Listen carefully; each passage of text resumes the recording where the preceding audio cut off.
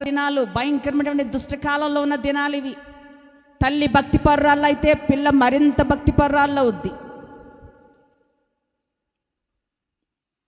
పిల్లలు చాలా జాగ్రత్తగా ఉండాలి. నిజంగా మీ సేవకులు చాలా ఓర్పు సహనం కలిగినటువంటి దైవజనులు.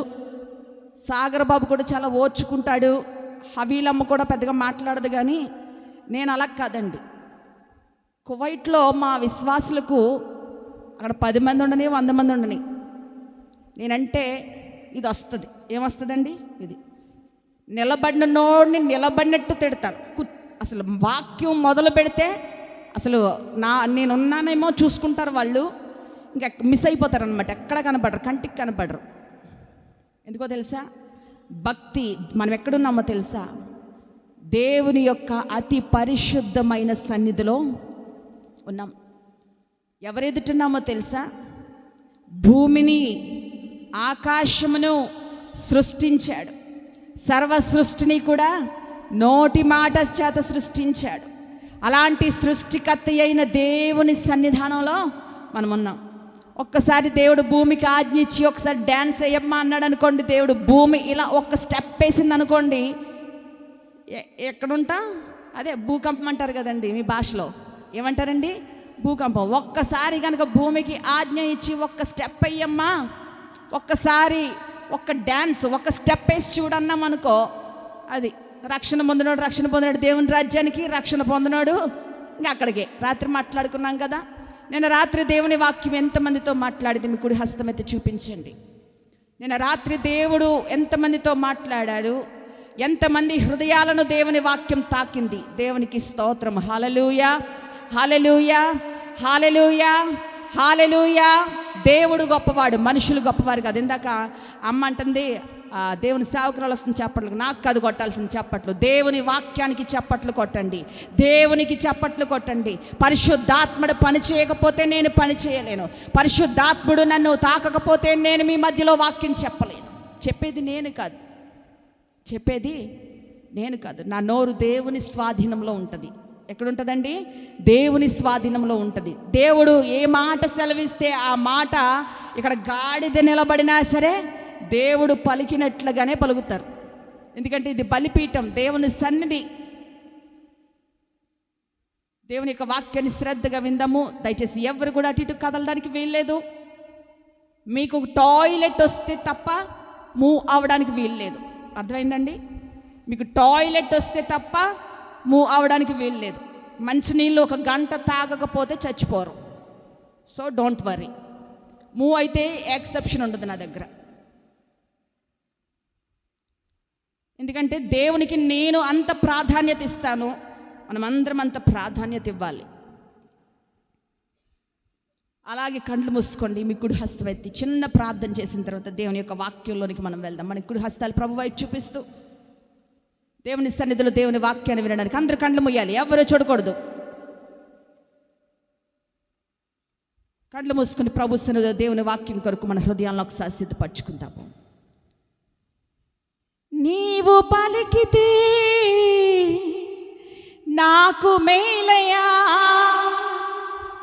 నీ దర్శనమే నాకు చాలయా. నాతో మాట్లాడు ప్రభువా, నీవే మాట్లాడుమయ్యా. నాతో మాట్లాడు ప్రభువా, నీవే మాట్లాడుమయ్యా. నీ వాక్యమే నన్ను బ్రతికించేది, నా బాధలలో నెమ్మదినిచ్చేది. నీ వాక్యమే నన్ను బ్రతికించేది, నా బాధలలో నెమ్మదినిచ్చేది. నీవు పలికితే నాకు మేలయ్యా. అందరం కూడా నీవు పలికితే నాకు మేలయ్యా. మరొకసారి నీవు పలికితే. Thank you Jesus. నీ దర్శనమే నాకు చాలయా, నీ దర్శనమే నాకు చాలయా. యేసు నాతో మాట్లాడు యేసయ్యా, నీవే మాట్లాడుమయ్యా. యేసు నాతో మాట్లాడు ప్రభువా, నీవే మాట్లాడుమయ్యా. అలానే ఉందాం. సహాయకుడా, మంచి దేవానికి స్తోత్రాలు, మాట్లాడే దేవానికి స్తోత్రాలు. దైవజనుడు సన్నద్ధుడై ప్రతి సత్కార్యములకు పూర్ణంగా సిద్ధపడి దైవావేశం వల్ల కలిగిన ప్రతి లేఖనాన్ని ఉపదేశించడానికి, ఖండించడానికి, బుద్ధి చెప్పడానికి, తప్పుదిద్దడానికి, నీతి యందు శిక్ష చేయడానికి ప్రయోజనకరమైనది ప్రభా. నీ వాక్యము వెల్లడి ఎగుటతోడనే వెలుగు కలుగునన్నావు ప్రభా. నీ వాక్యం మమ్మల్ని బ్రతికిస్తుంది ప్రభా. నీ వాక్యమును మా ఎదుట ఉంచుకుంటే ఏ పాపమును చేయలేము దేవా. నీకు స్తోత్రాలు. నీ అగ్ని చేత నన్ను మండించండి. ఇక్కడ చేరి ఉన్న వారిని అగ్ని చేత మండించండి, మండించండి, మండించండి. అగ్ని జ్వాలలు లేచునుగాక. జీసస్, హల్లెలూయా. నీ అగ్ని ఇక్కడ మండాలి ప్రభా. నీ అగ్ని దిగి రావాలి ప్రభా. నన్ను కంప్లీట్ గా మరుగు చేయండి, మరుగు చేయండి, మరుగు చేయండి. నేను కాదు తండ్రి, మాట్లాడే దేవా నువ్వు మాట్లాడు తండ్రి. నువ్వు మాట్లాడితే క్షేమం కలుగుతుంది ప్రభా. నువ్వు మాట్లాడితే క్షేమం కలుగుతుంది. నువ్వు మాట్లాడితే ప్రభా రక్షణ కలుగుతుంది తండ్రి. మీరు మాట్లాడితే అనేక మంది పాపములు వారి ఒప్పుకుంటారు. ఈ స్థలంలో రక్షణ కార్యము జరుగునుగాక. మారు మనసు దయచేయి, పాపము నుండి విడుదల దయచేయి. థాంక్యూ జీసస్, హల్లెలూయా. నీ ఆత్మతో మండించండి. Thank you father. నీ పరిశుద్ధాత్మ సన్నిధికై వందనాలు. నీ పరిశుద్ధాత్మ సన్నిధికై వందనాలు చెల్లిస్తూ యేసు నామమున ఈ ప్రార్థన అడిగి వేడుకొనుచున్నాను తండ్రి. ఆమేన్, ఆమేన్, ఆమేన్. దేవునికి స్తోత్రము. చాలా మౌనంగా దేవుని యొక్క మాటలు మనం విందాము. పిల్లల్ని కంట్రోల్ చేసుకుంటూ దేవుని వాక్యాన్ని శ్రద్ధగా విందాము. గలతీయులకు రాసినటువంటి పత్రిక 1వ అధ్యాయము. గలతీయులకు రాసినటువంటి పత్రిక 1వ అధ్యాయము. పరిశుద్ధ గ్రంథాలు ఎంతమంది దగ్గర ఉన్నాయో వారందరూ కూడా పరిశుద్ధ గ్రంథాలు తెరచి దేవుని వాక్యాన్ని శ్రద్ధగా చూడాలని ప్రేమతో మీకు తెలియచేస్తున్నాను. నా గొంతుగా కొంచెం సహకరించడం లేదు. ఏది ఏమైనప్పటికీ కూడా నా దేవుడు నాకు సహాయం చేస్తారు. తప్పకుండా దేవుని మాటలు శ్రద్ధగా మనం విందాము. గలతీయులకు రాసినటువంటి పత్రిక 1వ అధ్యాయము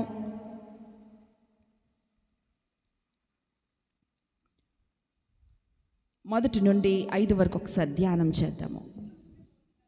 మనుషుల మూలముగానైనను ఏ మనుష్యుని వలననైనను కాక యేసుక్రీస్తు వలనను ఆయనను మృతులలో నుండి లేపిన తండ్రి అయిన దేవుని వలనను అపోస్తలుడిగా నియమింపబడిన పౌలను నేనును నాతో కూడానున్న సహోదరులందరూ గలతీయులోనున్న సంఘములకు శుభమని చెప్పి రాయినది.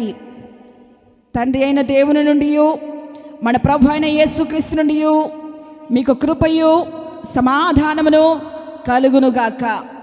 మన తండ్రి అయిన దేవుని చిత్త ప్రకారము క్రీస్తు మనలను ప్రస్తుతపు దుష్టకాలముల నుండి విమోచింపవలనని మన పాపముల నిమిత్తము తన్ను తానే అప్పగించుకొనెను. దేవునికి యుగ యుగములకు మహిమ కలుగునుగాక. ఆమేన్, ఆమేన్. మరి ఈ వాక్యాన్ని ఎంతమంది శ్రద్ధగా విన్నారో నాకు తెలియదు, కానీ మనం ఏ కాలంలో ఉన్నామంటే దుష్టకాలంలో ఉన్నామండి. చెడిపోయిన కాలంలో ఉన్నాము. ఎందుకంటే దుష్టకాలం అంటే కాలమేమి చెడిపోలేదండి. ఇక్కడ అపోస్తలుడైనటువంటి పౌలు గారు దేవుని చేత ఏర్పాటు చేయబడినటువంటి దైవజనుడు. ఈ పౌలు గారు చక్కని విషయాలు రాస్తూ గలతీలకు రాసినటువంటి ఆ యొక్క సంఘానికి, గలతీలో ఉన్నటువంటి ఆ సంఘానికి ఈ పౌలు గారు చక్కని విషయాలు బోధిస్తూ అపోస్తులుగా ఉన్నటువంటి ఈ పౌలు గారు చక్కని మాటలు రాస్తూ ఏమంటున్నాడంటే 3వ వచనంలో చూడండి, తండ్రి అయిన దేవుని నుండి మన ప్రభు అయిన యేసుక్రీస్తు నుండి మీకు కృపయు సమాధానం కలుగును గాక. మన తండ్రి అయిన దేవుని చిత్త ప్రకారము, ఆగాలి ఇక్కడ, తండ్రి అయిన దేవుని చిత్త ప్రకారం అంటే దేవుని చిత్త ప్రకారము క్రీస్తు మనలను ప్రస్తుతపు దుష్టకాలములో నుండి విమోచింపవలనని మన పాపముల నిమిత్తమై తన్ను తాను అప్పగించుకొనెను. మనం ఏ కాలంలో ఉన్నామండి? దుష్టకాలములో ఉన్నాము. ఈ దుష్టకాలము, ఈ భయంకరమైనటువంటి అపాయకరమైన కాలములు, దినములు చెడ్డవని ఎఫెసీయులకు రాసినటువంటి ఆ యొక్క సంఘానికి అదే అపోస్తలుడైన పౌలు గారు రాస్తూ అంటాడు, దినములు చెడ్డవి కనుక సమయమును పోనీయక అజ్ఞానుల వలె కాక జ్ఞానుల వలె నడుచుకొనొచ్చు. ఎలా ఉండాలంటండి? సమయాన్ని జ్ఞానంగా వాడుకోవాలంట. దినాలు చెడిపోయిన దినాలు, దుష్టకాలం అని రాస్తున్నాడు ఇక్కడ. అయినా ఈ దుష్టకాలంలో నుండి మనల్ని విమోచించడానికి దేవుడు ఎవరిని పంపించాడండి భూమి మీదకి? వింటున్నారా సరిగా? ఎవరిని పంపించాడు? అక్కడ చదువుకున్నాం కదా, తన కుమారుడైనటువంటి యేసుక్రీస్తు ప్రభువాన్ని. చూడండి, ప్రస్తుతపు దుష్టకాలములో నుండి మనలను విమోచింపవలనని మన పాపముల నిమిత్తము తన్ను తాను అప్పగించుకున్నారు. ఎవరైనా మన ప్రభు అయిన యేసుక్రీస్తు వారు. దేవుడు లోకమును ఎంతో ప్రేమించెను కాగా తన అద్వితీయ కుమారునిగా పుట్టిన వాని యందు విశ్వాసముంచు ప్రతి వాడును కూడా నశింపక నిత్య జీవం పొందునట్లు ఎవరిని పంపించాడండి ఆయన? యేసుక్రీస్తు ప్రభువారిని ఎవరి కొరకు పంపించాడు ఆయన? సర్వలోక మానవాళి కొరకు ఈ లోకానికి ఆయనను పంపించాడు అనమాట. ఈ భూమి మీదకి ఆయన రావాల్సిన పనేంటి?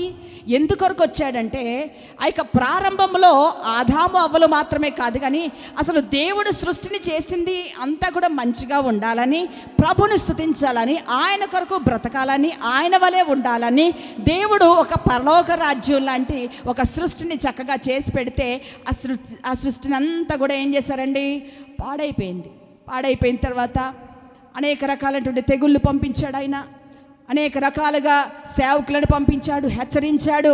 మాట వినడం లేదు, పాపం చేస్తూనే ఉంటున్నారు. పాపానికి వెంటనే శిక్ష తండ్రి అయిన దేవుడు విధిస్తూనే ఉండేవాడు. అయినప్పటికీ కూడా అనేక మందిలో ఆ యొక్క పాపము అలా చేస్తున్నారు, దానికి అలవాటు పడిపోయారు ప్రజలు. పాపం చేయడం, చచ్చిపోవడం, పాపం చేయడం, శిక్షకు లోబడిపోవడం. కానీ దేవుడు ఏం చేశాడో తెలుసా? కనికరము కలిగిన దేవుడు కనుక ఎవరెవరు అమ్మ బయట మాట్లాడుకోవడానికి ఇంటికాడ సమయం లేదమ్మా. నేను ఇప్పుడే చెప్పాను, మైక్ ఇసిరేస్తాను అంతే. మైక్ బయటకు వచ్చేద్దాల, దయచేసి ఎవరు మాట్లాడద్దు. ఇంటికాడ సమయం లేదండి మాట్లాడుకోవడానికి. పరిశుద్ధాత్మ దేవుని ఎప్పుడు అడ్డగించకూడదు, ఎందుకంటే మా కాన్సెప్ట్ మారిపోద్ది. దేవుని వాక్యం, పరిశుద్ధాత్మ దేవునికి అడ్డం రాకూడదండి. మీకు ఆ విషయాలు తెలియవు. పిల్లలు ముద్దు ముచ్చట ఇంటి దగ్గర అండి, ఇక్కడ కాదు. తండ్రి అయిన యేసుక్రీస్తు ప్రభువారిని, తండ్రి అయిన దేవుడు యేసుక్రీస్తు ప్రభువారిని, ఆయన ప్రియమైన కుమారుని ఈ భూమి మీదకి ఎందుకు పంపించాడో తెలుసా? నీ పాపముల నిమిత్తం. ఆయన ఎవరినైనా పంపించుకోవచ్చు కదా, ఎవరినైనా పుట్టించుకోవచ్చు కదా ఆయన. మరి ఇంకెవరినైనా ఈ భూమి మీదకి పంపించవచ్చు కదా. ఎందుకు పంపించలేదో తెలుసా? ఆయన వలె, ఆయన రూపంలో తన బిడ్డను చేసుకొని తన కుమారుని ఈ భూమి మీదకి ఎందుకు పంపించాడో తెలుసా? మనలను ఎంతగానో ఆయన ప్రేమించాడు కనుక. మనమందరము కూడా పాపము చేసి చనిపోవలసిన, పాపములోనే చనిపోవలసిన పని లేకుండా దేవుడు యేసుక్రీస్తు ప్రభువుని భూమి మీదకి పంపించి మన పాపముల నిమిత్తమై ఆయనే ప్రాయశ్చిత్తార్థ బలిగా ఆయన అప్పగించుకున్నాడండి. మనందరి పాపాల కొరకు ఎవరు చనిపోయారు? యేసుక్రీస్తు ప్రభువారు చనిపోయారు. చాలామందికి అర్థం కాక ఆయన సిలువలో ఎందుకు వేలాడాడో తెలియక ఏవేవో మాట్లాడేస్తూ ఉంటారు. ఆయన సిలువలో చనిపోయినటువంటి ఆ కారణం తెలియక వారికి నచ్చినట్టుగా మాట్లాడుకుంటూ ఉంటారు. కానీ దేవుడు ఎందుకు వచ్చాడో తెలుసా? యేసుక్రీస్తు ప్రభువాన్ని, దేవుణ్ణి ఆయన ఎందుకు పంపించాడో తెలుసా? నీ పాపముల నిమిత్తమై, నా పాపముల నిమిత్తమై ఆయన ఈ భూమి మీదకి రావాల్సి వచ్చింది. ఆయన వచ్చాడు. దేవుని సన్నిధిలో ఆయన తన యొక్క శరీరాన్ని, తన ఆత్మను అప్పగించుకున్నాడు, సిలువలో మరణించాడు. అంత మాత్రమేనా?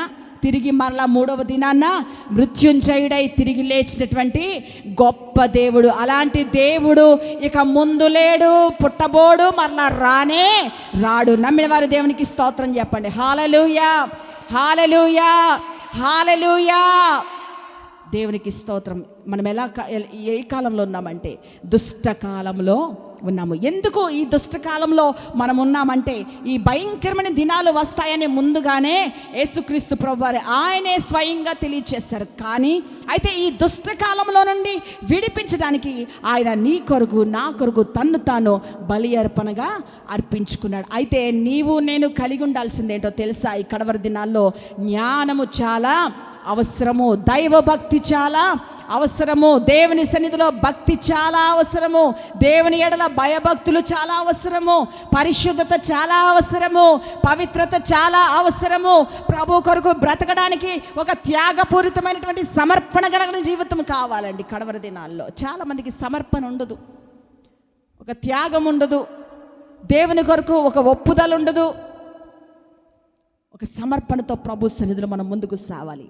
అయితే ఈ దుష్టకాలం ఎలా ఉంటుంది? ఈ దుష్టకాలం తిమోతికి రాసినటువంటి 2వ పత్రిక ఈ దుష్టకాలం గురించి, ఇక కాలము గురించి చక్కగా అపోస్తలుడైనటువంటి పౌలు గారు తిమోతికి, యవనస్తుడైనటువంటి తిమోతి ఆ యొక్క యవనస్తునికి చక్కగా రాస్తూ 2వ తిమోతి 3వ అధ్యాయంలో ఈ యొక్క మాటలను మనం జ్ఞాపకం చేసుకుందాం. మొదటి నుండి అంత్యదినములలో అపాయకరమైన కాలములు వచ్చునని తెలుసుకొనము. ఎలాగనగా మనుషులు స్వార్థ ప్రియులు, ధనాపేక్షులు, బింకములాడువారు, అహంకారులు, దూషకులు, తల్లిదండ్రులకు అవిధేయులు, కృతజ్ఞత లేని వారు, అపవిత్రులు, అనురాగరహితులు, అతిద్వేషులు, అపవాదకులు, అజితేంద్రియులు, క్రూరులు, సజ్జన ద్వేషులు, ద్రోహులు, మూర్ఖులు, గర్వాంధులు, దేవుని కంటే సుఖానుభవమును ఎక్కువగా ప్రేమించువారు, ఇంకా పైకి భక్తి కలిగిన వారి వలె ఉండి దాని శక్తిని ఆశ్రయించని వారునై యుందురు. ఇట్టి వారికి విముఖుడవై ఉండుము. ఈ యొక్క తిమోతి గారికి రాస్తూ అపోస్తలుడైనటువంటి పౌలు గారు యవనస్తుడైనటువంటి తిమోతికి రాస్తూ ఏమంటున్నాడంటే, తిమోతి, అపాయకరమైన కాలాలు వస్తాయి. ఎప్పుడు రాశాడండి గ్రంథము? ఎప్పుడో యేసుక్రీస్తు ప్రభువు ఈ భూమి మీదకి వచ్చిన తరువాత ఆయన అతి తక్కువ కాలంలోనే ఈ యొక్క తిమోతికి ఈ యొక్క పత్రికను రాస్తూ ఆయన అంటున్నాడు, అంత్య దినాలు వస్తాయి. అవి ఎలా ఉంటాయి తిమోతి? నేను చెప్తాను, జాగ్రత్తగా విను. నువ్వు పరిచర్య చేస్తున్నప్పుడు ఈ అంత్యకాలాల్లో ఎటువంటి ప్రజలు ఉంటారని నువ్వు జ్ఞాపకం చేసుకో. ఆ ప్రజలకు నువ్వు వాక్యాన్ని బోధించు, ఆ ప్రజలను రక్షించడానికి వారిని హెచ్చరించమని అపోస్తలుడైనటువంటి పౌలు గారు ఈ తిమోతి పత్రికను రాస్తూ ఆ దేవుని యొక్క సన్నిధిలో తిమోతికి రాస్తూ అంటున్నాడు, అంత్య దినాలు వస్తాయి. ఇంకేమొస్తాయి? అవి అపాయకరమైనటువంటి కాలాలు. ఈ రోజున మన పిల్లలకి సెక్యూరిటీయే లేదండి, ఆడపిల్లలకి సెక్యూరిటీయే లేదు. భయంకరమైనటువంటి దినాలు మనం చూసాం కదా. మరి ఎంతమందికి న్యూస్ విన్నారో తెలియదు, కానీ ఆ కలకత్తాలో ఏం జరిగిందో మీరు తెలుసు. చక్కని ఒక మంచి డాక్టర్ అమ్మని చంపేశారు. ఏం పాపం చేసిందండి ఆమె? ఏం చేసింది? మెడిసిన్ చదువుకుంది, ఒక మంచి డాక్టర్ అయ్యింది. ఆమె అనేక మందికి వైద్యం చేయాల్సిన ఆమెను ఎందుకు చంపుకోవాలా?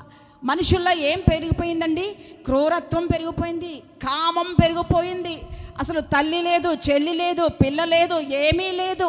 అసలు మీకు తల్లి ఉందన్న విషయం, నీ భార్య ఉందన్న విషయం, నీకు కూడా ఆడపిల్లలు ఉన్నారన్న విషయం నీకు తెలిస్తే ఒక పరాయి స్త్రీని నువ్వు అలా చూడవే.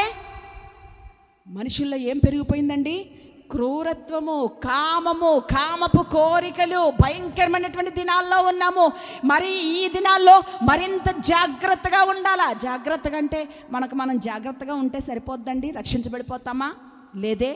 దేవుని కాపుదల మనకి చాలా అవసరమైనది.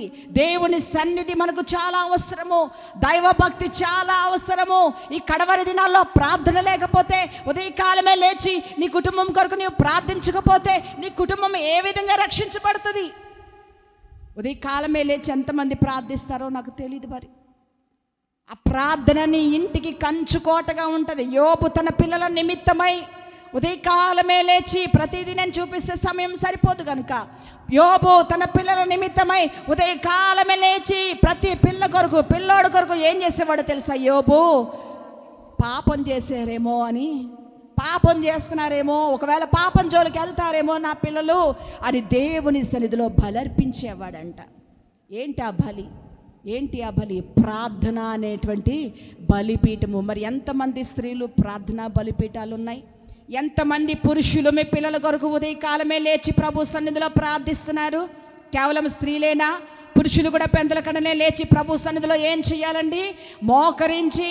ఆ యొక్క కొరింథీ పత్రికలో అంటాడు, ఆ యొక్క పురుషులు కూడా పరిశుద్ధమైన చేతులెత్తి ప్రార్థన చేసేవారిగా ఉండాలంట. ఎలా ఉండాలండి? ప్రార్థన చేసేవారిగా ఉండాల. ఉదయకాలమే లేచి మీ పిల్లల కొరకు మీరు ప్రార్థన చేస్తే ఆ ప్రార్థన మాత్రమే రక్షిస్తుంది మిమ్మల్ని. ఉదయకాలమే లేచి ఏ తల్లైతే తన పిల్లల నిమిత్తమై ప్రభు సన్నిధిలో ప్రార్థన చేస్తుంది, నా పిల్లని కాపాడు ప్రభు, అది కాదు ప్రార్థన.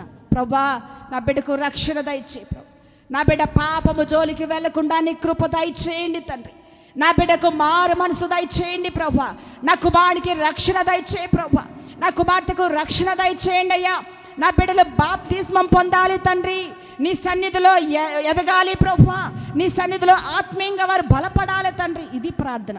ఇది చేయరండి.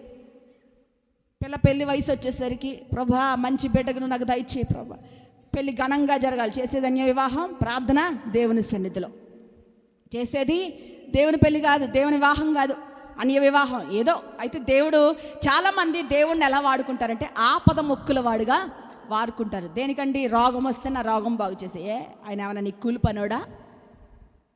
కష్టం వస్తే నా కష్టాన్ని తీర్చే, నీకేమైనా కష్టాలు తీర్చడానికి ఆయన ఏమన్నా ఆపద్ బాంధవుడా? తీరుస్తాడు, కష్టాలు తీరుస్తాడు, నీకున్న వ్యాధులను బాగు చేస్తాడు, నీకున్న ఇబ్బందుల్లో నుండి బయటకు తీసుకొస్తాడు. కానీ నువ్వు ప్రభువుగా ఆరాధిస్తున్నావా? దేవునిగా నువ్వు మహింపరుస్తున్నావా? దేవుణ్ణి నువ్వు నెత్తి మీద ఊరేగిస్తున్నావా? నెత్తి మీద పెట్టుకొని దేవుణ్ణి నీ గుండెల్లో పెట్టుకొని పూజ చేస్తున్నావా? నా దేవుడు గొప్పోడని నువ్వు ప్రకటిస్తున్నావా? నా దేవుడికి మించిన దైవం లేదని నువ్వు ప్రకటన చేస్తున్నావా? అలా చేయరండి. దేవా నాకు అది ఈ ప్రవ్వా, ఇది ఈ ప్రవ్వా, అది నాయన. ఏంటంట భక్తి కాదు అది. భక్తి అంటే ఏంటో తెలుసా? నా ప్రభు తర్వాతే, నా దేవుని సన్నిధి తర్వాతే, నా దేవుడు తర్వాతే నా భర్త, నా దేవుడు తర్వాతే నా పిల్లలు. నువ్వు దేవుణ్ణి ముందు పెట్టుకొని చూడు, నీ భర్తకు తెలియకుండానే రక్షణ కలుగుతుంది. నువ్వు దేవుణ్ణి నీ హృదయంలో పెట్టుకొని ఊరేగించు, ఆయనను పూజించు, మనసారా దేవుని సన్నిధిలో నువ్వు ప్రార్థన చేయి. ఏం చేస్తాడో తెలుసా? నీ పిల్లలను రక్షించేవాడు ఆయనే. ముందు స్త్రీకి చాలా రోషం కావాలండి, ప్రార్థనా రోషం కావాలా, ప్రార్థన చెయ్యాలా, దేవుని సన్నిధిలో ప్రార్థించేవారిగా ఉండాలా స్త్రీలు. ఎంత దినాల్లో, అపాయకరమైన కాలాల్లో నీ బిడ్డలను రక్షించుకోవాలంటే కేవలము ప్రార్థన. యోబు తన పిల్లల నిమిత్తమై ప్రతిరోజు ఉదయమే లేచి ప్రార్థించేవాడు. అంటే కీడు నుండి తప్పించండి అది మాత్రమే కాదు, కష్టం నుండి తప్పించండి ప్రభువా, వారికి ఆరోగ్యం ఇవ్వండి అది కాదు, ప్రభువా నా బిడ్డలకు రక్షణ దయచేయి, నా బిడ్డలకు క్షేమం దయచేయి, నా బిడ్డలు ఆత్మీయంగా ఎదగాలి, రక్షణ పొందాలి, నీ సన్నిధిలో ఉండాలి. ఎంతమంది ప్రార్థన చేస్తున్నారు? పిల్లలు ఎక్కడికి వెళ్తున్నారో చూస్తున్నారా? పిల్లలు రాత్రిపూట పడుకోకుండా ఫోన్స్లో ఏం చేస్తున్నారో గమనించే తల్లిదండ్రులు ఉన్నారా? తల్లిదండ్రులు నిద్రపోయిన తర్వాత పిల్లలు దుప్పట ముసుగేసుకుని ఫోన్లో ఏం చేస్తున్నారో గమనించే తల్లిదండ్రులు ఉన్నారా? ఈ రోజున పిల్లలు ఎందుకు చెడిపోతున్నారో తెలుసా? తల్లులే ఫోన్లు వేసుకొని అర్ధరాత్రి దాకా కూర్చుంటే నీ ఎదురుగుండా నీ పిల్లలు ఫోన్ వేసుకొని కూర్చోరా? తల్లులే టీవీల ముందు కూర్చొని సినిమాలు సీరియల్స్ చూస్తే నీ పిల్లలు టీవీల ముందు కూర్చొని వాళ్ళు సీరియల్స్ సినిమాలు చూడరా? మళ్ళా నీ పిల్లల రక్షణ కొరకు ప్రార్థన చేయమని సేవకుని అడగడం ఎందుకు? సిగ్గులేని ముఖము నువ్వును. ప్రభు సన్నిధిలో మనం ఎలాగుండాలో తెలుసా? మన పిల్లలకు బోధించడానికి ముందుగా మన ప్రవర్తన సరైపోవాలి. మన ప్రవర్తన దేవునికి ప్రీతికరంగా ఉండాలి. మన ప్రవర్తన దేవుని ఎదుట నిందారహితంగా ఉండాలా. ఈ భయంకరమైన దినాల్లో, ఈ కడవరి దినాల్లో, అపాయకరమైన ఈ కాలాల్లో బహుజాగ్రత్తగా మన భక్తిని కాపాడుకోవాలా. ఎలా ఉంటారంటే అపాయకరమైన కాలాల్లో, అంత్య దినాల్లో ఆ ప్రజలు ఎలాగుంటారో కింద రాస్తూ అంటున్నాడు చూడండి ఆయన. ఎలాగనగా మనుషులు స్వార్థ ప్రియులు అంటండి. స్వార్థ ప్రియులు ఎవరు? స్వార్థం వాళ్ళదే. పైకంతా కూడా నా భర్త అంటాం, భర్తకు తెలియకుండా దొంగచాటున తినేస్తాం. భార్య అంటాం పైకి, అంటే మరి కట్టుకున్నారు కాబట్టి భార్య అంటారు.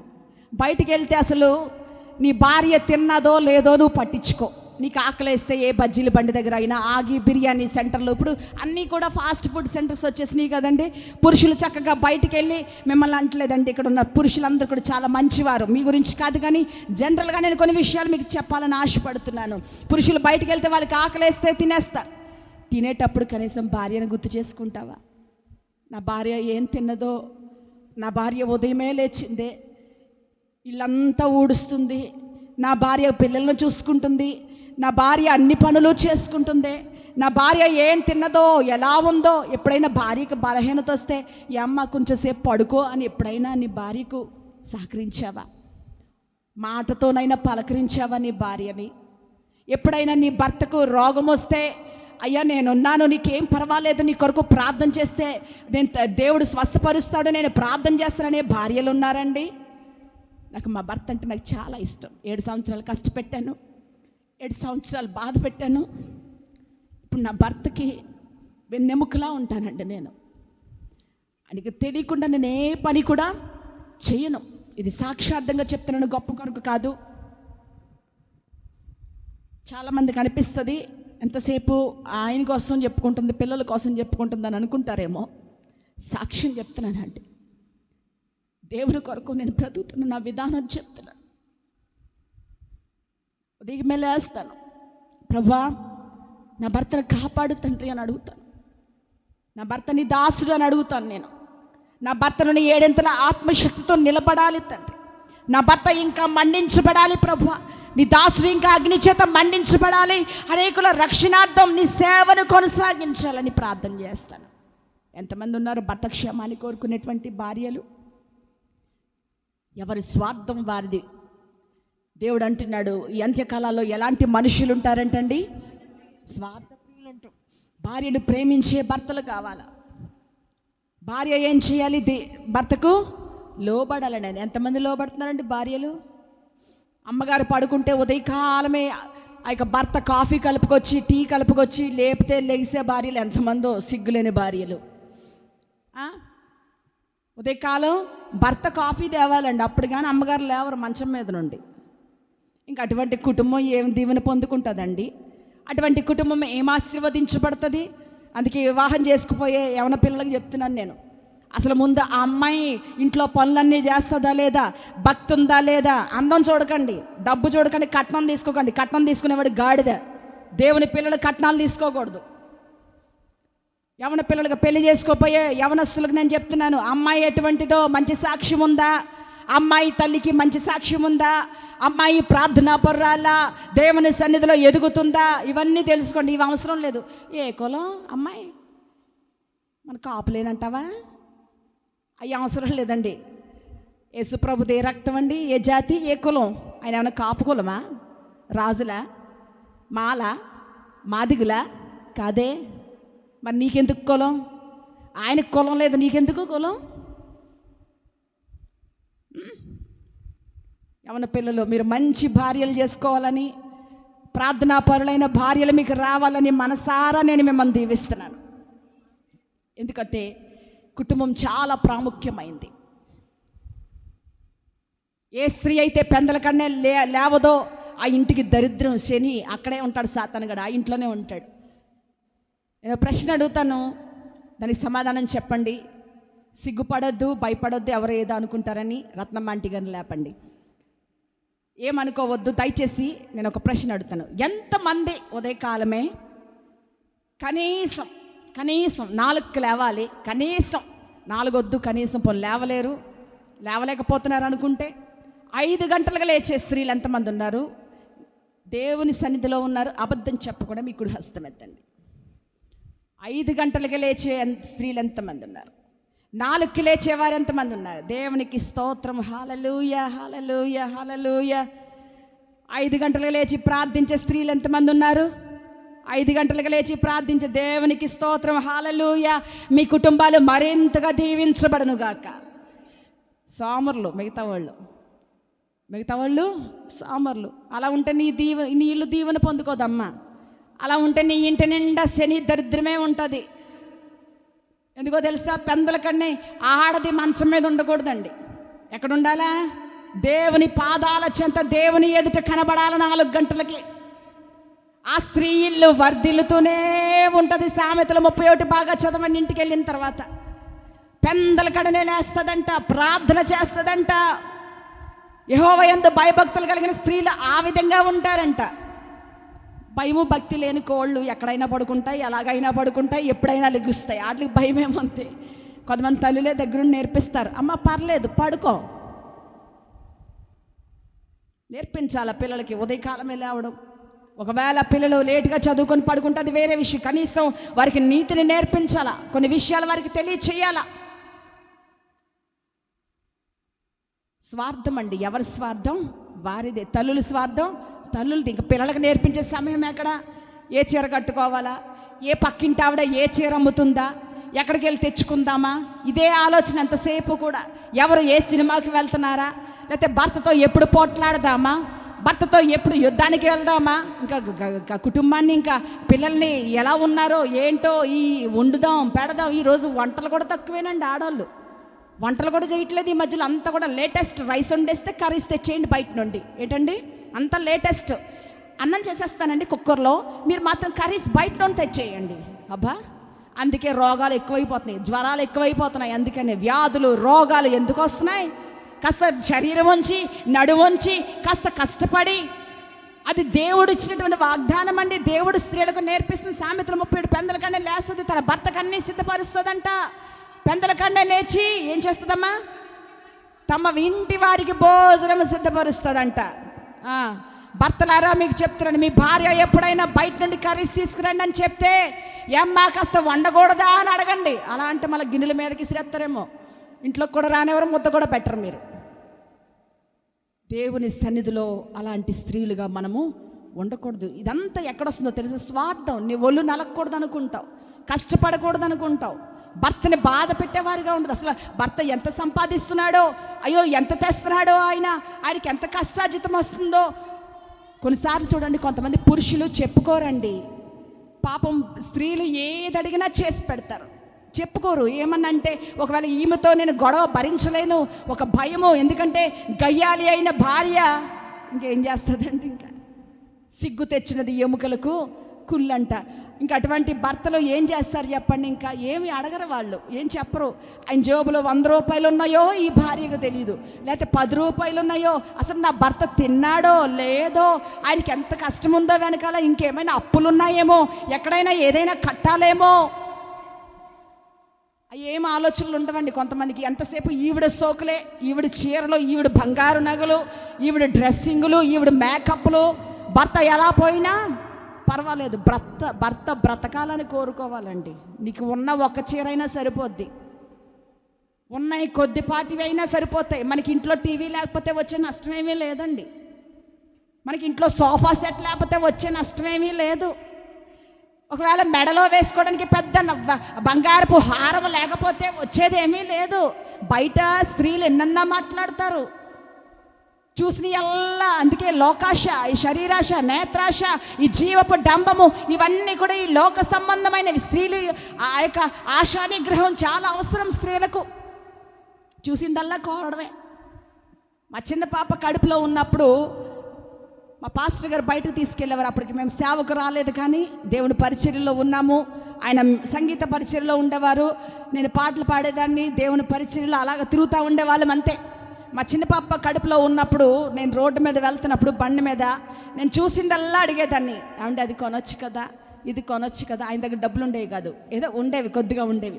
అది చేయొచ్చు కదా, ఇది చేయొచ్చు కదా అని అడిగేదాన్ని. ఆయన ఒక మాట అనేవారు, నువ్వు ఇప్పుడు ఏది మాట్లాడుతున్నావో కడుపులో ఉన్న నీ బిడ్డ అది వింటది, రేపొద్దున నీ బిడ్డ కూడా అలాగే తయారవుతుంది అని అనేసరికి నా గుండెలో గుటుక్కున ఒక రాయి పడినట్టుగా అయ్యింది. బాబోయ్ అనిపించింది. ఏమనిపించిందండి? బాబోయ్ అనిపించింది. నాకు భయం అండి. ఇప్పటికి నిజంగా మా చిన్నది ఒక్కోసారి, మా పెద్ద పాప చాలా మంచిది, చిన్నది కూడా చాలా మంచిదే. మా పెద్ద పాప ఆ కష్టం ఎరిగి అడుగుతుంది, అమ్మ అది కావాలి నువ్వు కొనగలవా అని అడుగుతుంది. ఒకవేళ లేకపోతే వద్దంటది. మా చిన్నది అలా కాదండి, అక్కడ కొనకపోతే నన్ను నిలబెట్టి ఒక ఆట ఆడిస్తుంది అనమాట.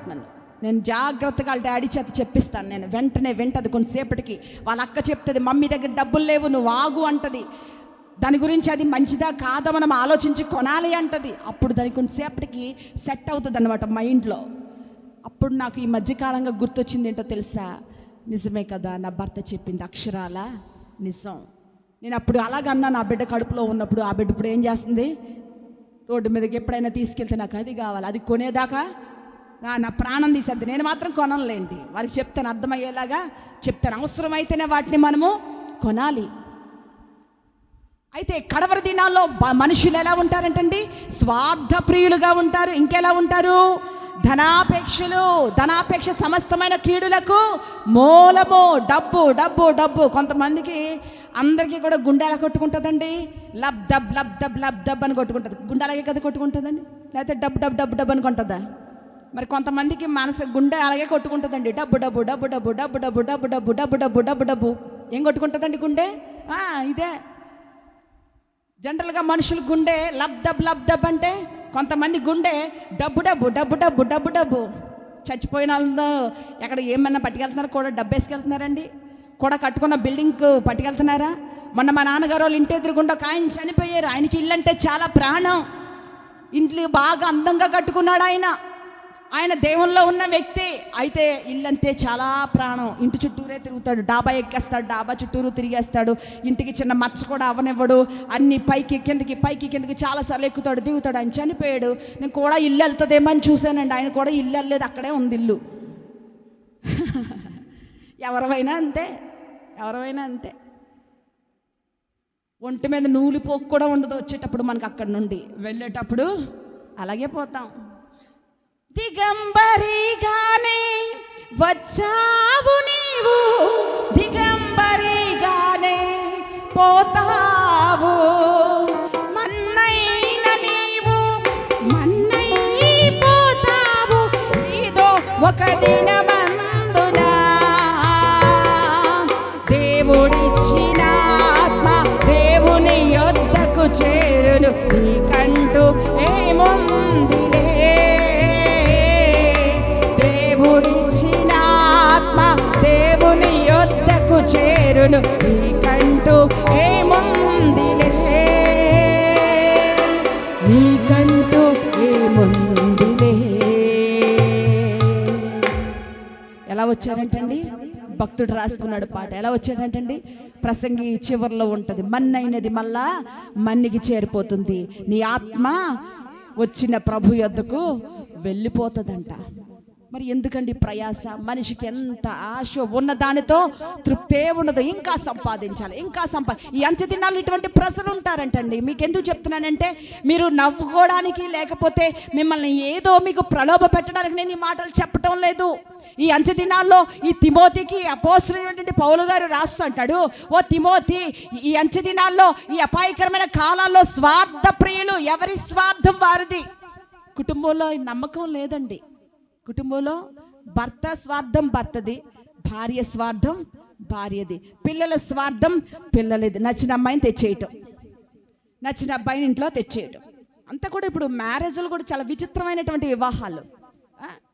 ఎవరి స్వార్థం వారిది. కుటుంబంలో అయ్యో తల్లి తండ్రి పిల్లలు, అయ్యో నా భర్త నా భార్య ఒకరినొకరు షేర్ చేసుకుందాం, ఇది తిందాం, కలిసి ఉందాం, ఉన్న దాంట్లోనే బ్రతుకుతాం అనే తృప్తి లేని జీవితం మనుషులకి. స్వార్థం స్వార్థం స్వార్థం, ఎవరి స్వార్థం వారిది.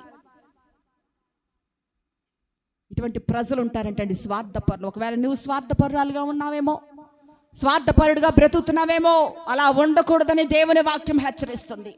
ధనాపేక్ష కలిగిన వారిగా ఉండకూడదని దేవుని వాక్యం సెలవిస్తుంది. అంత్యకాలంలో అటువంటి ప్రజలు ఉంటారంట.